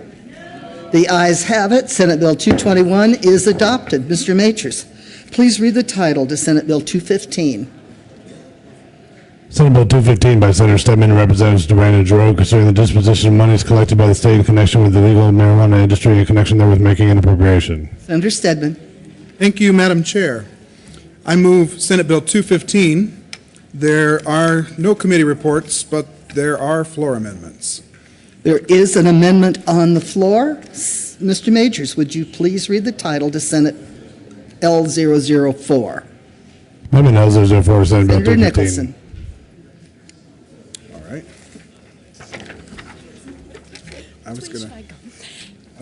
Thank you, Madam Chair. L004 is to provide $1.5 million for mental health counselors to be based in our public schools to provide services there for our children, our students in these schools. It takes $500,000 from the school nurse program and $1 million from the public information campaign. As many of you know, my former career was in part a school nurse. And one day when I was at my school, I walked in and there was a young man who was literally bouncing off the walls, big young man, 17 years old. And the principal was screaming at him in the hall and saying, "You're going to be expelled." And I took the principal aside and I said, I think you need to know something about this young man. His father had a severe stroke 2 years ago, sits in a chair all day, can't dress himself, can't feed himself. This is really hard for a 17-year-old young man to see. His mother takes complete care of his father. And last week, his mother was diagnosed with a deadly form of cancer. That's why this young man is bouncing off the walls. He needs mental health services. He needs to understand how to manage the anger he's feeling, the understandable anger that he's feeling. His world is falling apart. He doesn't need to be expelled from school. He needs support. I was a school nurse, but I didn't have the expertise to do everything that this young man needed. We need both school nurses and mental health counselors in our schools to help our kids. Please move the amendment. I move SB 215L004. Thank you very much. Senator Newell to the amendment. Thank you, Madam Chair. I rise in support of this amendment. My school districts are telling me that one of the issues that they're dealing with are the increases in issues related to marijuana on campus or marijuana use of the teens. But the other thing that they mentioned to me is that their number one request from parents and students is mental health help, mental health services. I think this is a fantastic idea, great nexus to the marijuana issues in the schools and the marijuana-related revenues. So I rise in support of the amendment. Further discussion of L004? Seeing none, the question is its adoption. All in favor say aye. Senator Lambert. I defer to Senator Stedman. Senator Stedman. Thank you, Madam Chair. And actually, it might help to back up a step and just put this amendment in a little bit more context.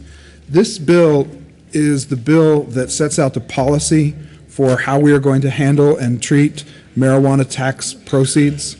And then the bill also contains a number of appropriation clauses appropriating money for the 14-15 budget year to a variety of different programs. And I've described the programs as falling into three broad categories: regulatory and law enforcement programs, prevention programs, and substance abuse treatment programs. The amendment that Senator Nicholson has offered to you colleagues is moving money from one prevention program to another prevention program. Now, the Joint Budget Committee put this bill together, and we felt that we had brought to the floor a balanced package that heavily focuses on youth prevention and education, but also contains services for adults in terms of drug substance abuse treatment, and also provides training and resources for law enforcement for their regulatory and enforcement roles in our marijuana legalization industry. We feel we have brought to you a balanced package. I will respectfully ask for a no vote on the amendment, but I will let you know that this amendment is simply moving money within the youth prevention and intervention categories, and it's doing so in a way to increase the behavioral health school-based interventions that actually draw federal matching funds. And so by making these changes, Senator Nicholson's amendment actually brings more money to the state and more money to youth prevention services. I'm committed to the version of the bill I'm bringing to the floor, but I wanted to explain to you how Senator Nicholson is proposing to change the monies. And she is reducing appropriations to the Department of Public Health and Environment's education campaign and to the Department of Education's school nurse grant program, but she's doing so in a way that puts more behavioral health intervention services into our public schools and draws additional federal matching dollars. Further discussion, Senator Lambert. I'd also ask for a no vote on L004. Senator Aguilar. Thank you, Madam Chair. And members, I want to talk a little bit about what we're trying to accomplish here. And I think it would have been helpful to have Senator Stedman explain the bill in whole better. I think one of the things that I'd like you to see, and I know this is a long bill, is that on page 13, we are creating a whole new grant program in the Department of Education for school nurses. And I'm concerned because if the marijuana money goes away, the program goes away, and there's nothing there in the future to help the children. As members of the Health Committee, we see substance abuse as often being a symptom of something else. And sometimes it's a symptom of a mental health disorder, sometimes it's a symptom of family stress or dysfunction. And one of the programs that's happening right now in Adams County, and I'd encourage you to tour with the Adams County Behavioral Health Organization, is that they are starting to form a partnership with their schools. And they actually have behavioral health organization counselors that work in the schools. Now, the advantage of this is that if the counselor identifies a family dysfunction issue, the entire school is within the care of that behavioral health organization. And so they can then go on and refer the family to counseling as well and make a smooth transition. And so I am supportive of this amendment, although I'd like us to talk about whether we'd rather not have the money go to a temporary grant program and have all the funds be used in this way, so that across the state, our behavioral health organizations can form partnerships with our schools. The other thing that happens there is you begin to have an investment in that partnership, and if the funding should dissolve, the behavioral health organization now has a working relationship with their schools, which I think is something we'd like them to have anyway as time goes forward, because as we're learning more and more in healthcare, a lot of physical healthcare needs and spending is actually related to mental health care needs and spending, and I see this as a way to greatly improve our mental health care in our state. So I'd ask for a yes on this amendment. Any further discussion of L004? Seeing none, Senator Todd.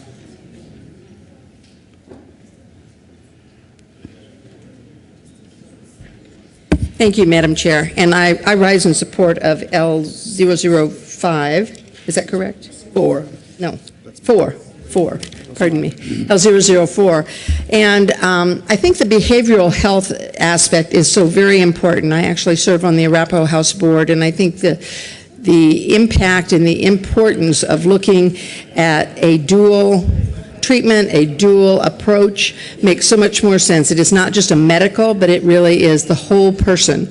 And so with that, I rise in support of L004. Any further discussion of L004? Seeing none, all in favor of L004 say aye. Aye. All opposed, no. No. The ayes have it. L004 is adopted. There is a further amendment on the desk. Mr. Majors, please read L007. Amendment L007 to Senate Bill 215. Senator Newell and Lundberg. Senator Newell. Thank you, Madam Chair. We move to Senate Bill 215, we move Amendment 007. And members, if you have read this chart that talks about where the dollars are going, there are some wonderful places that the dollars are going, including the behavioral health issues in public schools, the school-based prevention, etc., Tony Gramps' programs for prevention and intervention. There's the Peace Officer Standards Training Board, training marijuana-related training for law enforcement. What was glaring to me that I mentioned in committee was there's no training for child protection workers in here when it comes to marijuana-related training. So the Senator from Berthoud and I are moving this amendment to take $100,000 from, excuse me, from the almost $6 million for the public awareness campaign, taking a small piece of that, $100,000, to put into the Child Welfare Training Academy for the training specific to issues of marijuana use and abuse. Senator Lundberg. Vote yes. Any further discussion? Senator Stedman, Senator Balmer. Thank you, Madam Chair. I just want to ask, what are we going to be training them to look for?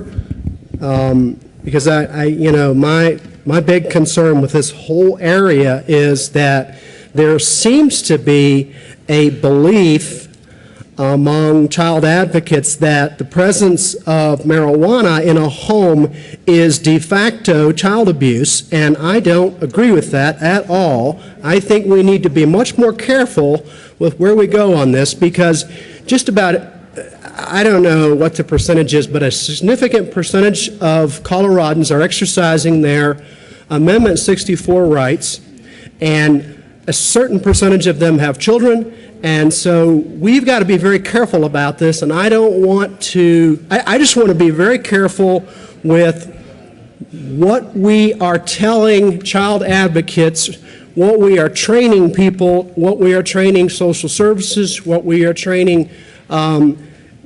We cannot assume that someone who has marijuana in their home is abusing their children. And we've had discussions on other bills, and this is sort of close, and so I'm raising the question. I'm not making a statement. I'm just raising a question. I'd like to be given some comfort on that. Thank you, Madam Chair. Senator Lundberg. Thank you, Madam Chair. The good senator from Centennial brings up an excellent question, and I believe that that's what this amendment is for, is to put the facts on the table. But I quite agree, it could be hijacked with something less than that. However, I believe that one of the problems we have within Child Protective Services, and we've got a lot of problems, is not enough information or hidden information. And this doesn't cure all that, but my goal for this amendment is that there be some attention given to what is legal, what is not legal, rather than a knee-jerk reaction of, well, it used to be illegal, so I assume it still is. We have spent many, many hours in the last few hours discussing the nuances of the Amendment 64 issues with regard to lots of areas of, is it legal, is it not, should it be encouraged, should it not, where is this? We will not know, and unfortunately, if we don't include Child Protective Services within this discussion, they won't know either. So, excellent question. I want to see the answer be that we do understand what the law says, what the Constitution allows, what the citizens of Colorado can do with respect to your children. So I do urge an aye vote within the context of this excellent concern. Senator Newell. Thank you, Madam Chair. And ditto. That is exactly why we wanted to do this and why we joined together on this, to make sure that they know what is constitutionally protected, what is legal, what is unlawful, what is injurious to the child, what is not injurious to the child. So we wanted to make sure to do that, and that's exactly why we joined together. Thank you. Senator Stedman. Thank you, Madam Chair. I'll ask for a no vote, but I do want to point out, the amendment is moving money from one place to another within, if you will, the prevention heading of how we're spending some of these tax proceeds. And from my perspective, I'm committed to the version of the bill that JBC is bringing to the floor, but my big concerns are that you don't overspend the amount of money, and this is revenue neutral, moving it from one place to another, and that we also maintain a nexus between what we're taxing and how we're spending those tax proceeds. And as I said, there is a broad category of appropriations in this bill that are focused at youth and young people and adolescents and prevention and education efforts.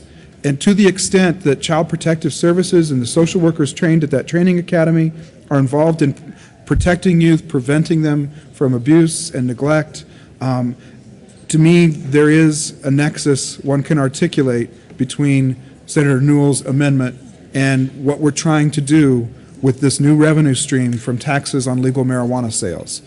I'll ask for a no vote, but I appreciate the spirit and the effort and the motivation that the sponsor of the amendment brings to having this discussed. Senator Lundberg.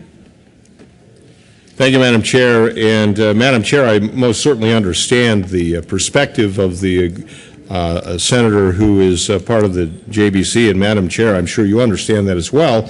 I trust that your hearing is well tuned to the other 32 members of the Senate, and do ask for an aye vote on this. I'd also point out that even though many other dollars are allocated towards youth-focused issues, this is focusing on the social worker. And yes, it does interface with youth because that's their job, but they need to be trained and they need to understand, and the whole system really needs to assess this properly, and that's what this is intended to do. No, it's not meant to grow the budget at all. I wouldn't be on this amendment if it was. But it is meant to target this specific area and make sure we pay attention. So I trust that Madam Chair will use due diligence and proper discretion in determining the vote on this most important amendment. Senator Lundberg, you can count on it. Senator Balmer. Thank you, Madam Chair. I'm going to vote yes on this amendment because I'm hearing some good things. And first of all, I'm hearing that this is going to possibly retrain social workers that are in child protective services, that the law has changed underneath their feet. Perhaps they just haven't caught up on that yet, because I think it's the habit of law enforcement, and I think it's the habit of many people that are tangentially involved in law enforcement, social workers, other thing, to say, okay, drugs, bad. Drugs, violation of the law. Drugs, we're doing something wrong in this house, and then all of the other things that they normally do to protect children falls right in line. Well, in this case, we want them to come up with some complex decision-making and some complex training, and not just immediately jump to saying if there's drugs in the house, then there's bad things happening, and then we've got to protect children, and we've got to slam people and accuse them of child abuse and everything else. Because Colorado changed dramatically when Amendment 64 was passed with overwhelming support, and continues to have overwhelming support. If you don't read the polls, then you're not up on this, but the support for marijuana legalization is growing stronger by the day.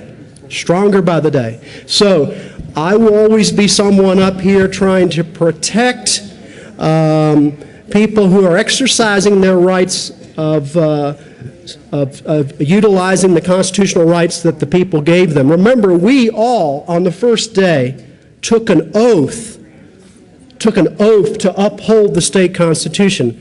And so that's why I want to thank both sponsors of this amendment for wanting to retrain some people that are involved in law enforcement who perhaps don't understand what the Constitution says. And I want to thank you for allowing me to jump in on this amendment, the debate on this amendment. Thank you for carrying. Senator Aguilar. Thank you, Madam Chair. As Chair of the Health Committee, I just wanted to say I support this amendment. Thank you. Any further discussion of L007? Seeing none, the question before us is the adoption of Amendment L007. All in favor say aye. Aye. All opposed, no. The ayes have it. The amendment is adopted. There is another amendment on the desk. Mr. Majors, would you please read L002? Amendment L002 is able to divide. Thank you, Madam Chair. I move Amendment L002. Colleagues, this is adjusting some language that applies to the new Office of Drug Policy Coordination that the bill creates. One of the things Governor Hickenlooper requested in his budget request on the marijuana taxes was 2 FTE in his office for policy coordination regarding marijuana legalization. And that is included in here. This amendment adjusts some of the language. We had, the budget requests we got from the governor's office, the Joint Budget Committee struggled with quite a bit and were not necessarily models of clarity. And in further conversations, now that we've got the bill to this point, Amendment L002 provides additional clarity to the role and mission of that office, and I'd ask for an aye vote. Any further discussion on L002? Seeing none, all in favor of L002, please say aye. Aye. All opposed, no. The ayes have it. L002 is adopted. And now we have L005. Mr. Majors. Amendment L005, Senator Stedman by Senate. Thank you, Madam Chair. I move Amendment L005. And this also is language regarding the mission of the Department of Public Health and Environment in coordinating the public awareness campaign. There's an advertising and social media marketing component to what we're doing with some of the appropriations on the bill. And this, when we were putting the bill together, we had some confusion between the role of the drug coordinator in the governor's office and the role of CDPHE.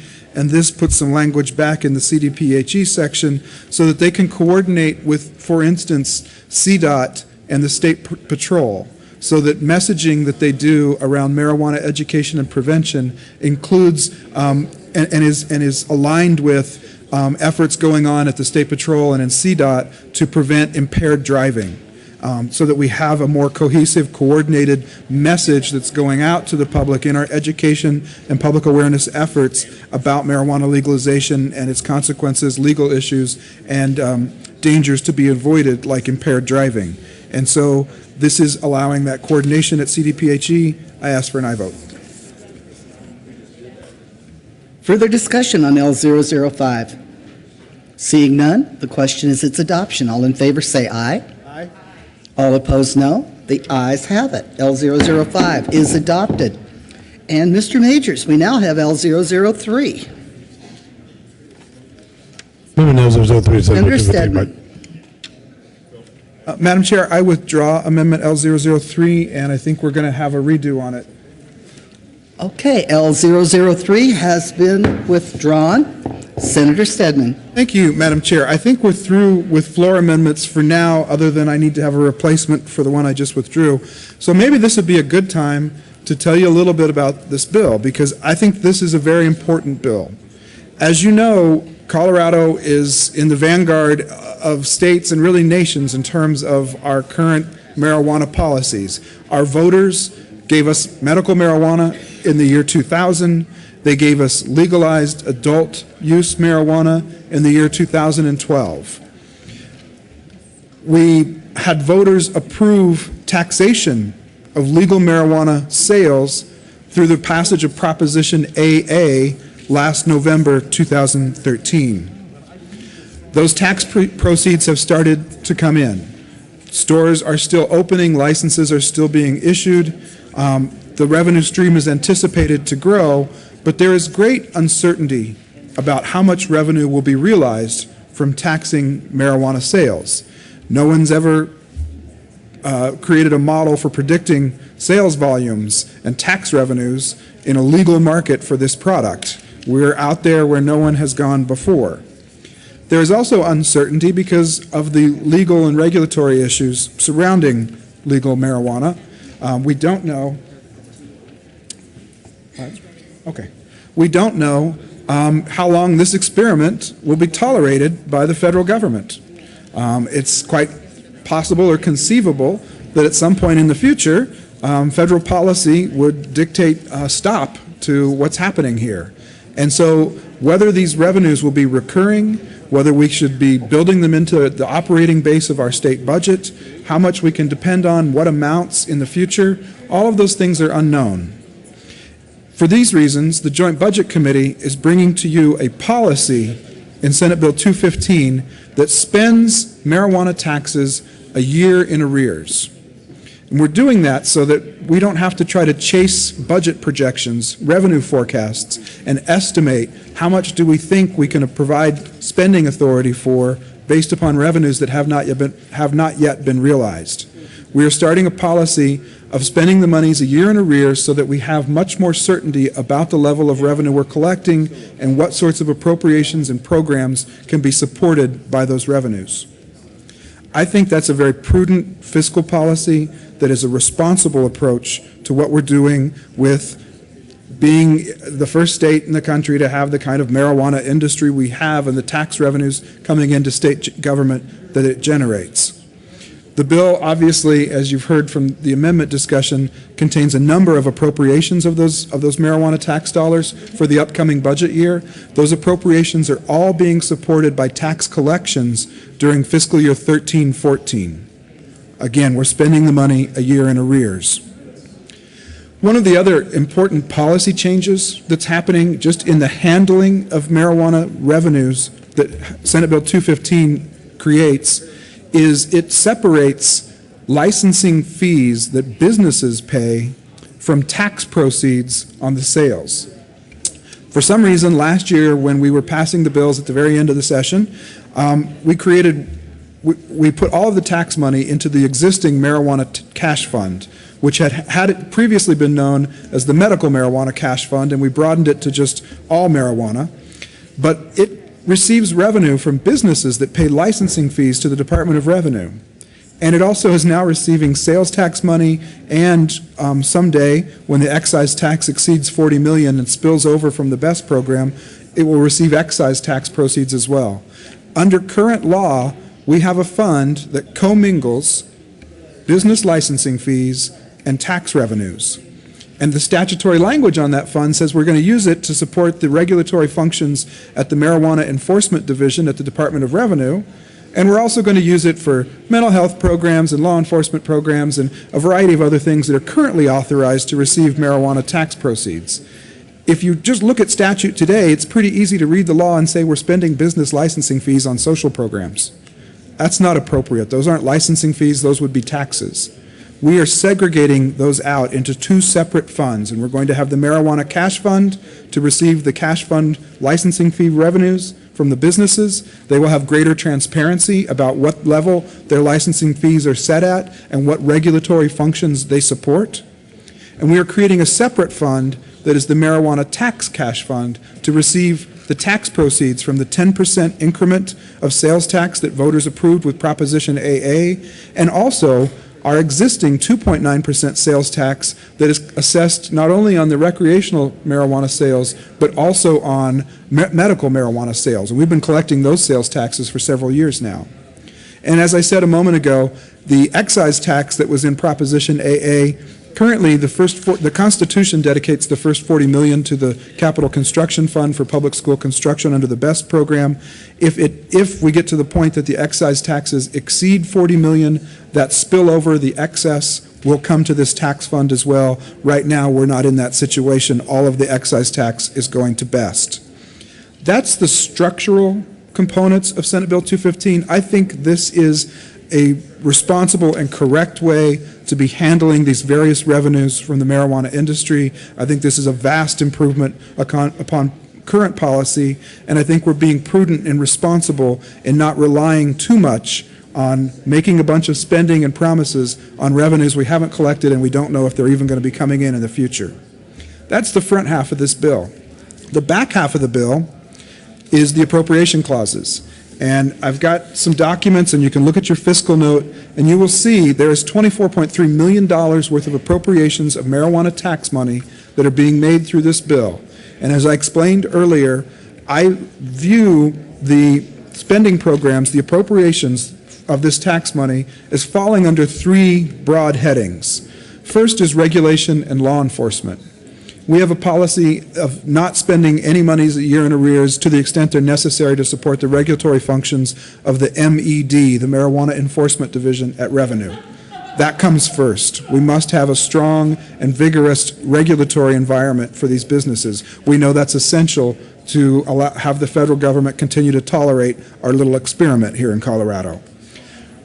There are also appropriations in the bill for law enforcement training and specific law enforcement training for drug recognition experts and impaired driving recognition, so that we can make sure our law enforcement agencies have the best and most up-to-date training for making sure our roads are safe and that they understand the legal issues surrounding legal marijuana.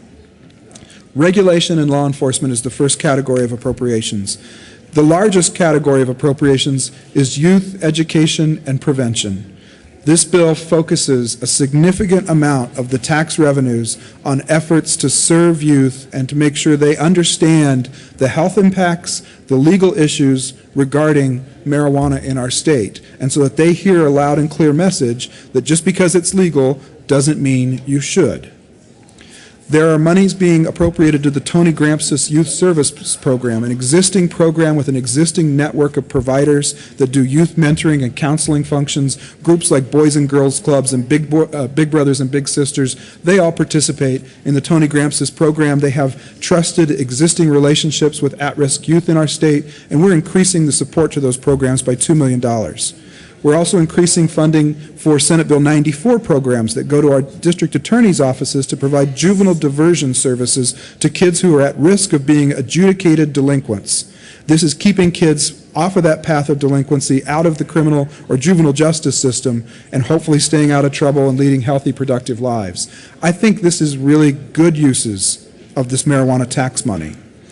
The Department of Public Health and Environment is receiving an appropriation to conduct a youth risk behavior survey, the Colorado Healthy Kids Survey, so that we know what kids are doing, so that we're able to target our prevention and education efforts in a way that makes sense, that gets to them and provides them the services and the interventions that they need.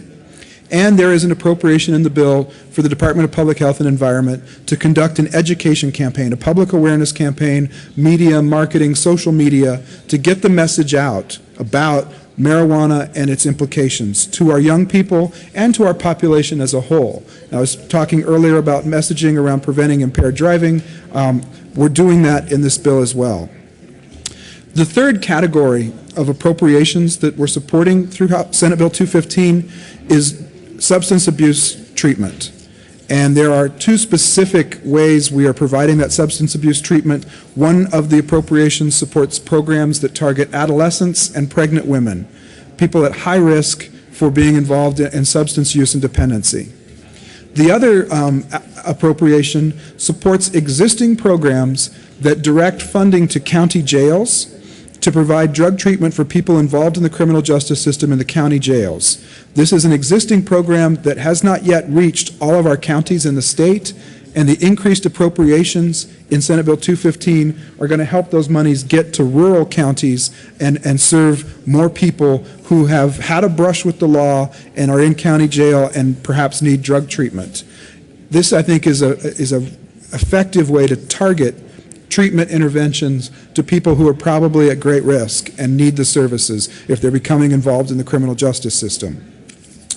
Also, with that county jail program, the increased funding will support aftercare after the person is released from county jail to provide continuity of care to make sure the drug treatment they are receiving is effective to help them get their lives back together and back on the right track.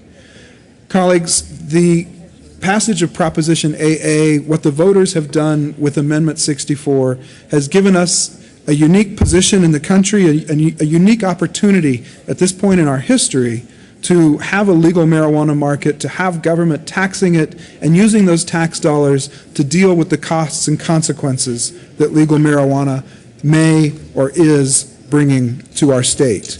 I think this is a balanced package. I think it's responsible. I appreciate your attention. I have one last amendment that I think is now ready, and this is one of the very important bills I'm proud to see us passing this year. There is an amendment on the desk. Mr. McGowan, would you please read Mr. Majors, would you please read L008? Amendment L008 to Senate Bill 215. Senator Stedman, Thank you, before I have another flashback. Thank you, Madam Chair. I move Amendment L008. In This also goes to the responsibilities of the Department of Public Health and Environment as we are rearranging those between CDPHE and the Governor's Office. This one was about to get dropped. This requires the Department of Public Health and Environment to provide at least 5 regional trainings in the upcoming fiscal year with the appropriations they're receiving for training community partners to help implement youth health development strategies. It got deleted in a previous amendment. We wanted to make sure and restore that so that CDPHE is supporting and engaging community partner organizations in the outreach on their education efforts. Ask for an aye vote on 008. Any discussion on L008? Senator Lambert. Thank you. I just wanted to ask the other bill sponsor if he needed help filibustering our bill. Or should we move on? Can we move on? Okay. Further discussion on L008? Seeing none, the question is the adoption of L008. All in favor, say aye. All opposed, no. L008 is adopted. We are to the bill. All in favor of Senator Aguilar. Thank you, Madam Chair. Members, I know you're anxious to move on. I do first want to thank the Joint Budget Committee for their thoughtfulness in this. I think particularly the part about separating the revenues from the taxes and being sure we're using it appropriately. And then in addition, I did want to say that I do think all of us here are really supportive in being sure that we take the appropriate steps needed to protecting our children and at the same time not make it seem as if we're trying to prevent this new constitutional amendment that we're implementing. Senator Lambert. I had a brief moment now to speak with Senator Stedman, and I know they're very comfortable with what the JBC has done, but I did want to offer one last amendment for your consideration. There is an amendment on the desk. Mr. Majors, please read L006. L006. Senator Aguilar. Thank you, Madam Chair. As I spoke earlier, one of the things I'm concerned about is that there is one new program being created in the Department of Education that will not be able to impact very many schools, will require us adding a state FTE. And what I'd like to do is have those funds instead go to further supporting the integration of behavioral health systems into our schools, since we're not going to be able to in the future continue to fund public school nurses. So this would basically move the funding from education into the Department of Healthcare Policy and Financing to increase funds available for the Early Intervention and Preventive Substance Abuse grant program in schools to be run through our behavioral health organizations. Because it's moving the money into healthcare policy and financing, it would be also eligible for the match, and I ask for your support. Senator Aguilar, could you move the amendment, please? I move amendment L006, I believe. Thank you. Is there further discussion on L006? Senator Stedman. Thank you, Madam Chair. Colleagues, I want to just make sure you understand the amendment. This is similar to the amendment that Senator Nicholson passed earlier in our discussion of this bill. She was reducing a program that was in the Colorado Department of Education. It was originally $3 million. Senator Nicholson took it down to 2.5 as she was moving money to other places.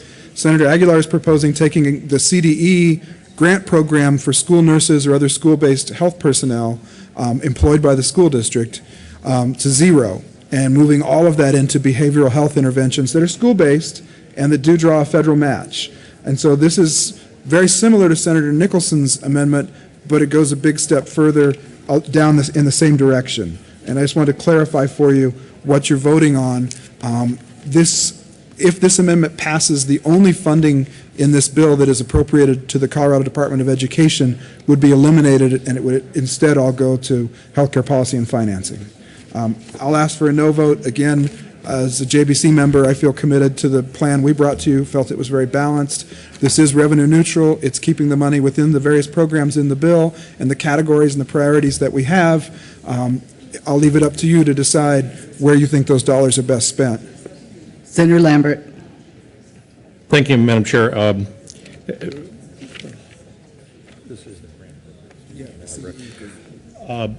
Madam Chair, one of the things that the Budget Committee had to discuss in great length this year was conflicting requests from different departments and from the governor's office.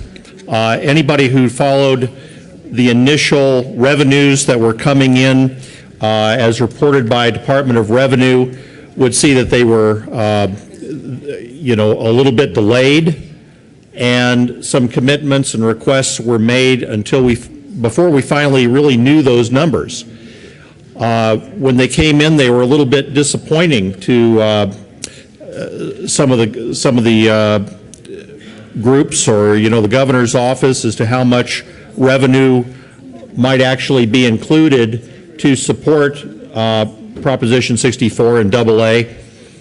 And we had to make some tough decisions also about the language of the referendum of AA, especially as it applied to the limits that the people of Colorado were really willing to spend this money for. There were some detailed requirements that some of the money go to different places and prohibited some of the spending unless we go back to the voters again.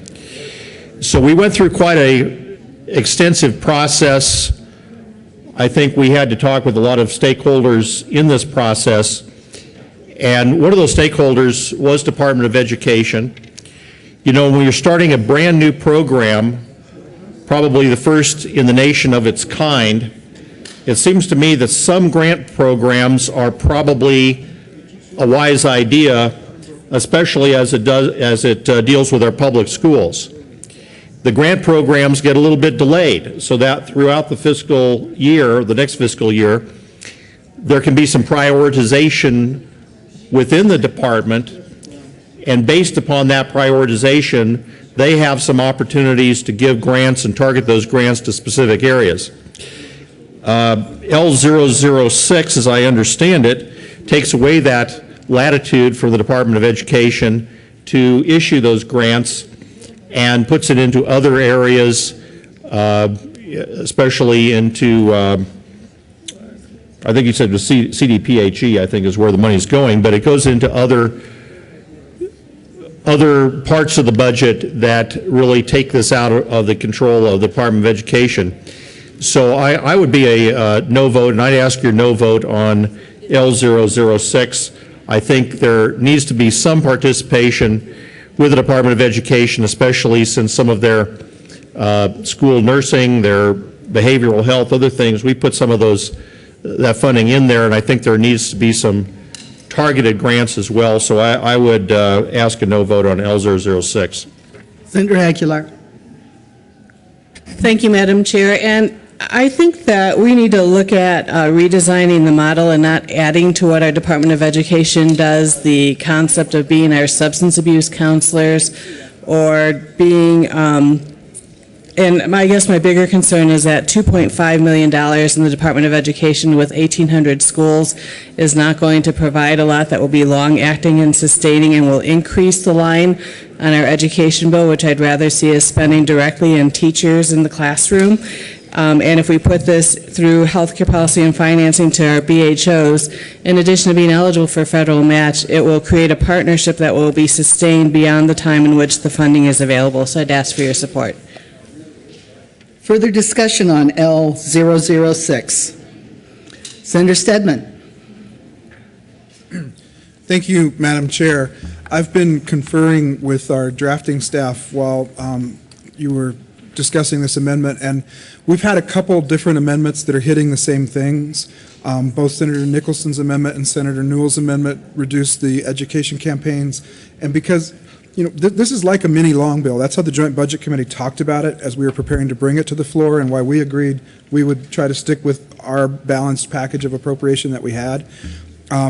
When you don't have the JBC staff drafting all the amendments ahead of time, there's already some conflicts that have arisen from amending the same things and drawing money from the same pot to move to another, no pun intended. And this amendment has that same problem. So if the amendment passes, if the amendment passes, we'll need to do some things on the COW to just align and harmonize the numbers so we stay in balance in terms of the amount of money there is available for appropriation.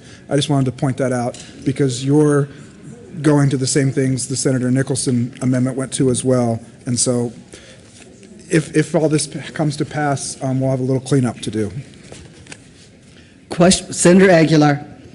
And I just want to, again, thank the Joint Budget Committee for their work and for letting the Health Committee weigh in on this. I think we, as the Health Committee, are very concerned about the long-term effects that marijuana is going to have on our population, and being sure that we spend our money judiciously and help the youth in our state as much as we can. So thank you, and I'd ask for your support. Senator Lambert. Division. Okay, the question before the body is the adoption of L006. A division has been called. Will all of those in the chamber not entitled to vote please be seated? The motion before the body is the adoption of L006 to Senate Bill 215. All those in favor, please stand.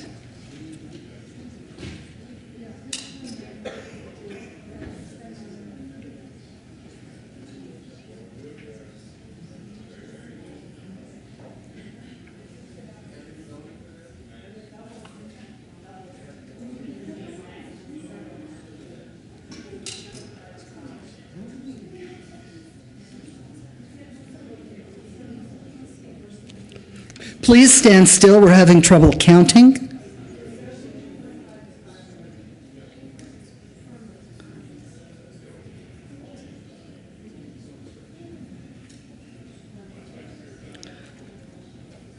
Well,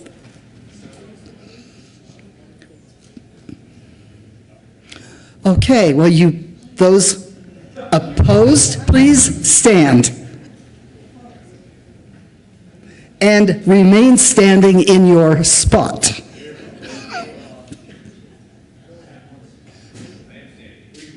Thank you.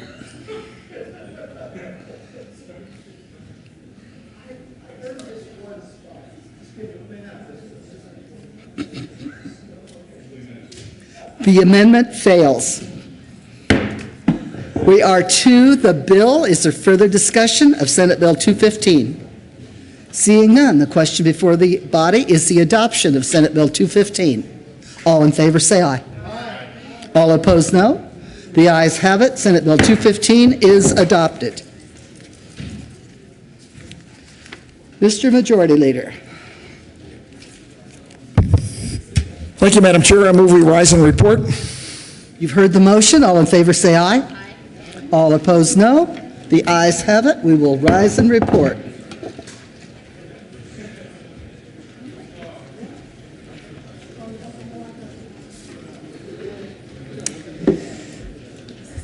The Senate will come back to order.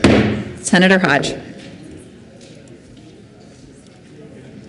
Thank you, Madam President. We've had a number of bills under consideration. Mr. Majors, would you please read the report? May 2nd, 2014, Madam President, your committee of the whole basic reports under consideration the following attached bills make second reading thereof, makes following recommendations thereon. Senate Bill 223 is amended, Senate Bill 202 is amended, Senate Bill 221 is amended, Senate Bill 215 is amended, passes second reading in order to gross, place the counter for third reading and final passage. Senator Hodge. Thank you. I move the report. Is there any discussion? Question before the body is the adoption of the committee of the whole report.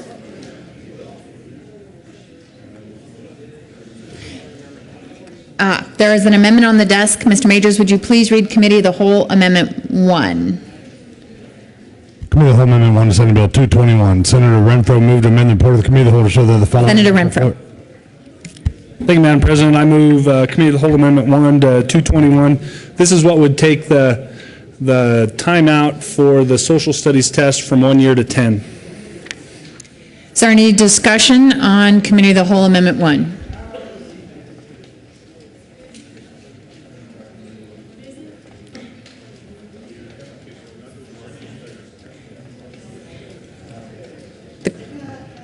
The question is the adoption of Committee of the Whole Amendment 1 to 221. Are there any no votes? Senator Lambert, Senator Hodge.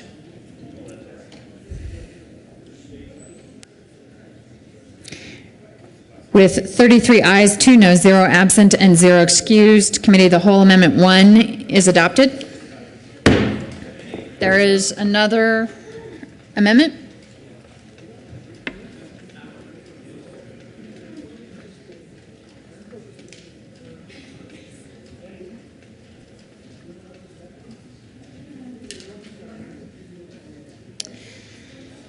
Mr. Majors, would you please read Committee of the Whole Amendment 1 to Senate Bill 215? Committee of the Whole Amendment 1 to Senate Bill 215. Senator Stedman moved to amend the report of the committee of the whole show the following Nicholson floor amendment to Senate Bill 215 did not pass, and then the following amendment did pass. Amend printed bill page 12, left strike lines 7 and 8 and substitute subsection B on June 30th, 2015, $5,325,000. Page 37, line 4, strike $3 million and substitute $2,500,000. Page 37, line 17, strike 3. Senator Stedman, would you like to be recognized? Thank you. I move the first Committee of the Whole amendment to Senate Bill 215. And colleagues, this amendment is written to show that the Nicholson floor amendment did not pass, but what it's really doing is rewriting the Nicholson floor amendment to harmonize it with the Newell floor amendment so that both passed. You guys passed these on second reading, but that the final numbers in the pot of money you were subtracting from are both reflected correctly. So even though it says Nicholson did not pass, it's really a replacement substitute for the Nicholson amendment with the correct numbers. I'd ask for an aye vote. Senator Lambert. Also ask for an aye vote on Cal Amendment 1 to 215.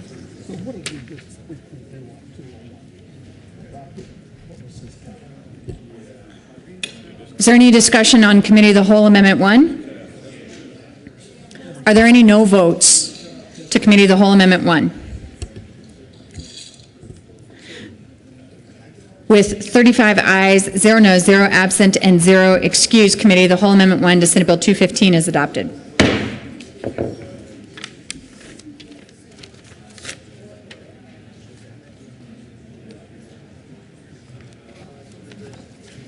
There's another amendment on the desk. Mr. Majors, would you please read Committee of the Whole Amendment 2?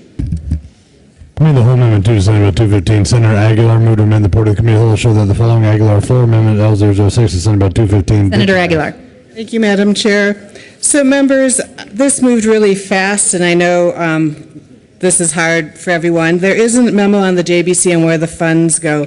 The short, what this amendment does, right now in Senate Bill 215, if you look at, there are about 6 pages where a new program is created in the Department of Education, and that's starting at page 13 and going through page 20. And this program right now, based on that last amendment, would only have $2.5 million. It would require hiring somebody in CDE, and the goal of the program would be, if you look at page go to page 17, lines 18 through 20, it's to increase the number of school health professionals that provide substance abuse and behavioral health care services.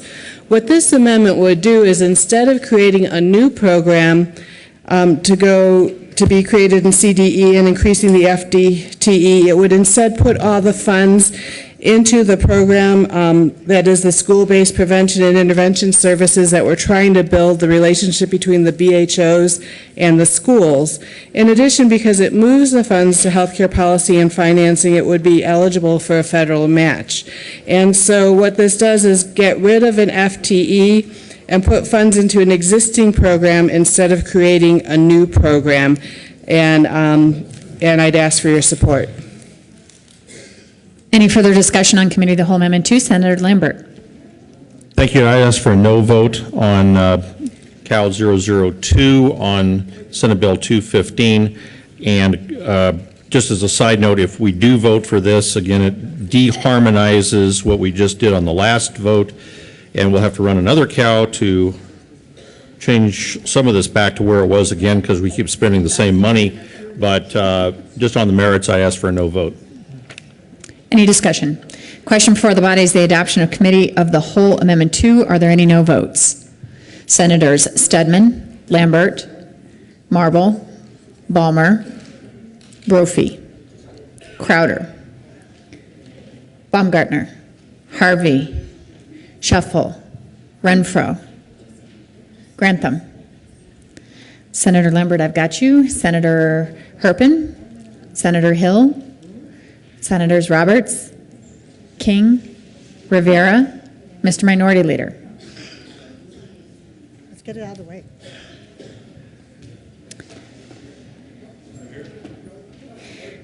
With 18 ayes, 17 noes, 0 absent, and 0 excused, Committee of the Whole Amendment 2 is adopted. There is another amendment on the desk. Mr. Majors, would you please read Committee of the Whole Amendment 2 to Senate Bill 221? Committee of the Whole Amendment 2 to Senate Bill 221. Senator Kerr. Thank you, Madam President. I move Amendment 2 to Senate Bill 221 and ask for an aye vote. Any discussion? Senator Renfro. Members, what this is going to do is change the vote that you just did, 33 to 2. 33 to 2, you voted to pass Amendment 1, and now you're going to flip your vote if you support this.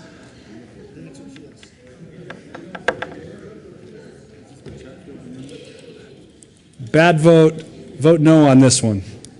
The bill is good at a 10-year timeout for the social studies test.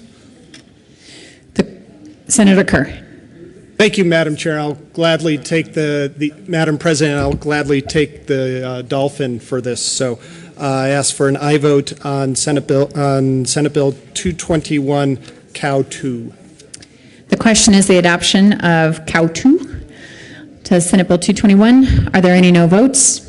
Mr. Minority Leader, Senators Hill, Harvey, Scheffel, Crowder, Renfro, Grantham, Marble, Brophy, Baumgartner, Balmer, Lundberg, Roberts, King, Rivera, Herpin.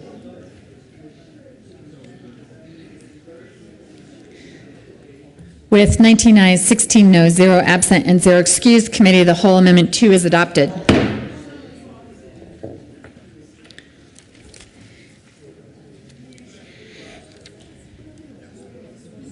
Question is the adoption of the Committee of the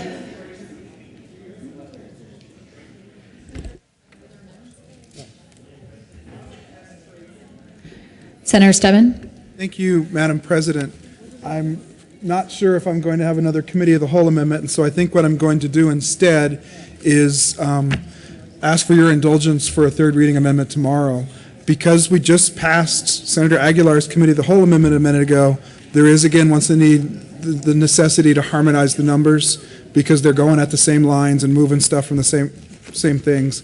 And I don't think the staff's struggling over there, and I think at this point it'd probably be easier for me to sit down and shut up and let you know we'll probably need a third reading amendment to fix that tomorrow. The question is the adoption of the Committee of the Whole report. All in favor, or I'm sorry, are there any no votes? With 35 ayes, 0 noes, 0 absent, and 0 excused, the Committee of the Whole report is adopted. Do we need a new report? Okay. Senate Bill 223 is amended, Senate Bill 202 is amended, Senate Bill 221 is amended, Senate Bill 215 is amended, passed on second reading and ordered engrossed and placed on the calendar for third reading and final passage. Mr. Majority Leader. Thank you, Madam President. Several members have asked that we reconsider House Bill 1161 so they can change their vote, so I move that we reconsider House Bill 1161. Question is reconsideration of House Bill 1161. All in favor say aye. Opposed, no. Ayes have it. The Senate will reconsider House Bill 1161. Mr. Majors, would you please read the title to House Bill 1161? House Bill 1161 by Representative Garcia and Senators Crowder and Guzman concerning interstate rail service in southern Colorado in connection therewith creating a commission and fund for the purpose of encouraging Amtrak to continue Southwest Chief Airline service at all current Colorado stops, expanding such service to include a stop in Pueblo, studying the potential benefits of expanding such service to include a stop in Walsenburg, and making an appropriation. Senator Crowder. Thank you, Madam President. I move House Bill 1161, third and final reading. I ask for an aye vote. Any discussion? Question is the adoption of House Bill 1161 on third reading. Are there any no votes? Senators Balmer, Baumgartner, Lambert, Scheffel, Harvey, Marble, Hill, John, Lundberg. With 26 ayes, 9 noes, 0 absent, 0 excused, House Bill 1161 is adopted. Additional co-sponsors. Okay, Mr. Majority Leader. Thank you, Madam President. I move we proceed out of order to take up Senate Joint Resolution 39 at this time. Heard the motion. All in favor say aye. Opposed, no. Ayes have it. We will proceed out of order to take up consideration of resolutions. Mr. Majors, would you please read the title to Senate Joint Resolution 39?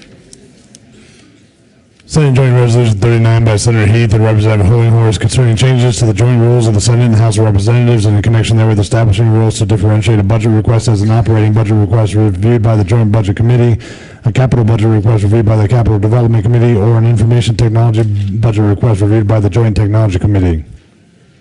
Mr. Majority Leader. Thank you, Madam President. I move Senate Joint Resolution 39.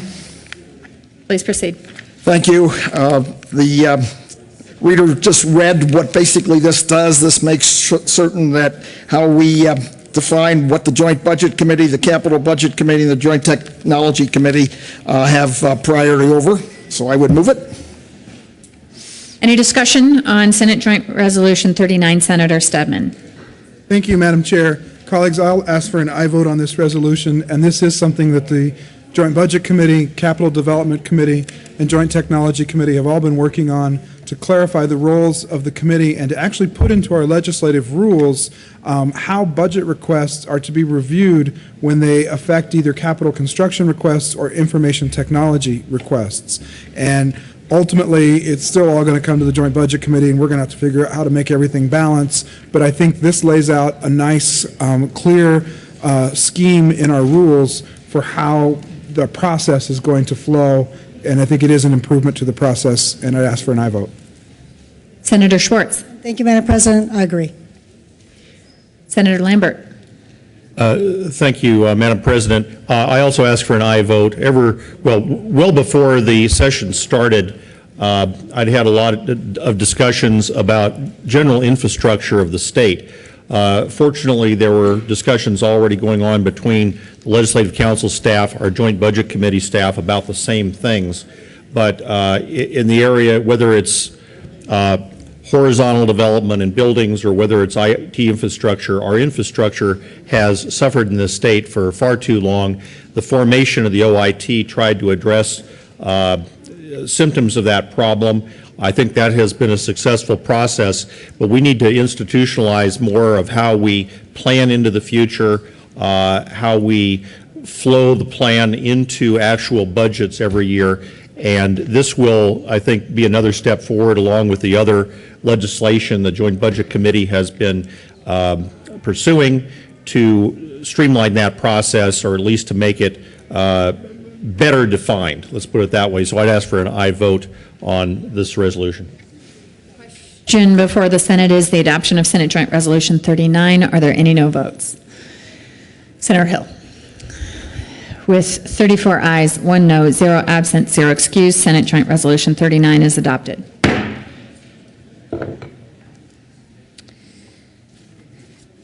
Message from the House. Co-sponsors on Senate Joint Resolution 39. Senator Lambert. Mr. Majority Leader, you're already carrying it. Mr. Minority Leader, is that you down there? Yes. Any other co-sponsors on Senate Joint Resolution 39? Senator Crowder? Senator Schwartz? Message from the House. May 1st, 2014, Madam President, the House has postponed indefinitely Senate Concurrent Resolution 2. The resolution returned herewith. The House has passed on third reading and returns herewith Senate Bills 162, 87, 133, 187, 194. The House has passed on third reading and transmitted advisory statute Senate Bill 174 is amended, 182 is amended, 164 is amended, 118 is amended. May 2nd, 2014, Madam President, the House has voted to concur in Senate amendments to House Bills 1093, 1012, 1032, 1119, 1178, 1275, 1294, 1317, 1350, 1362, and 1363, and has repassed the bills also amended. Message from the Reviser.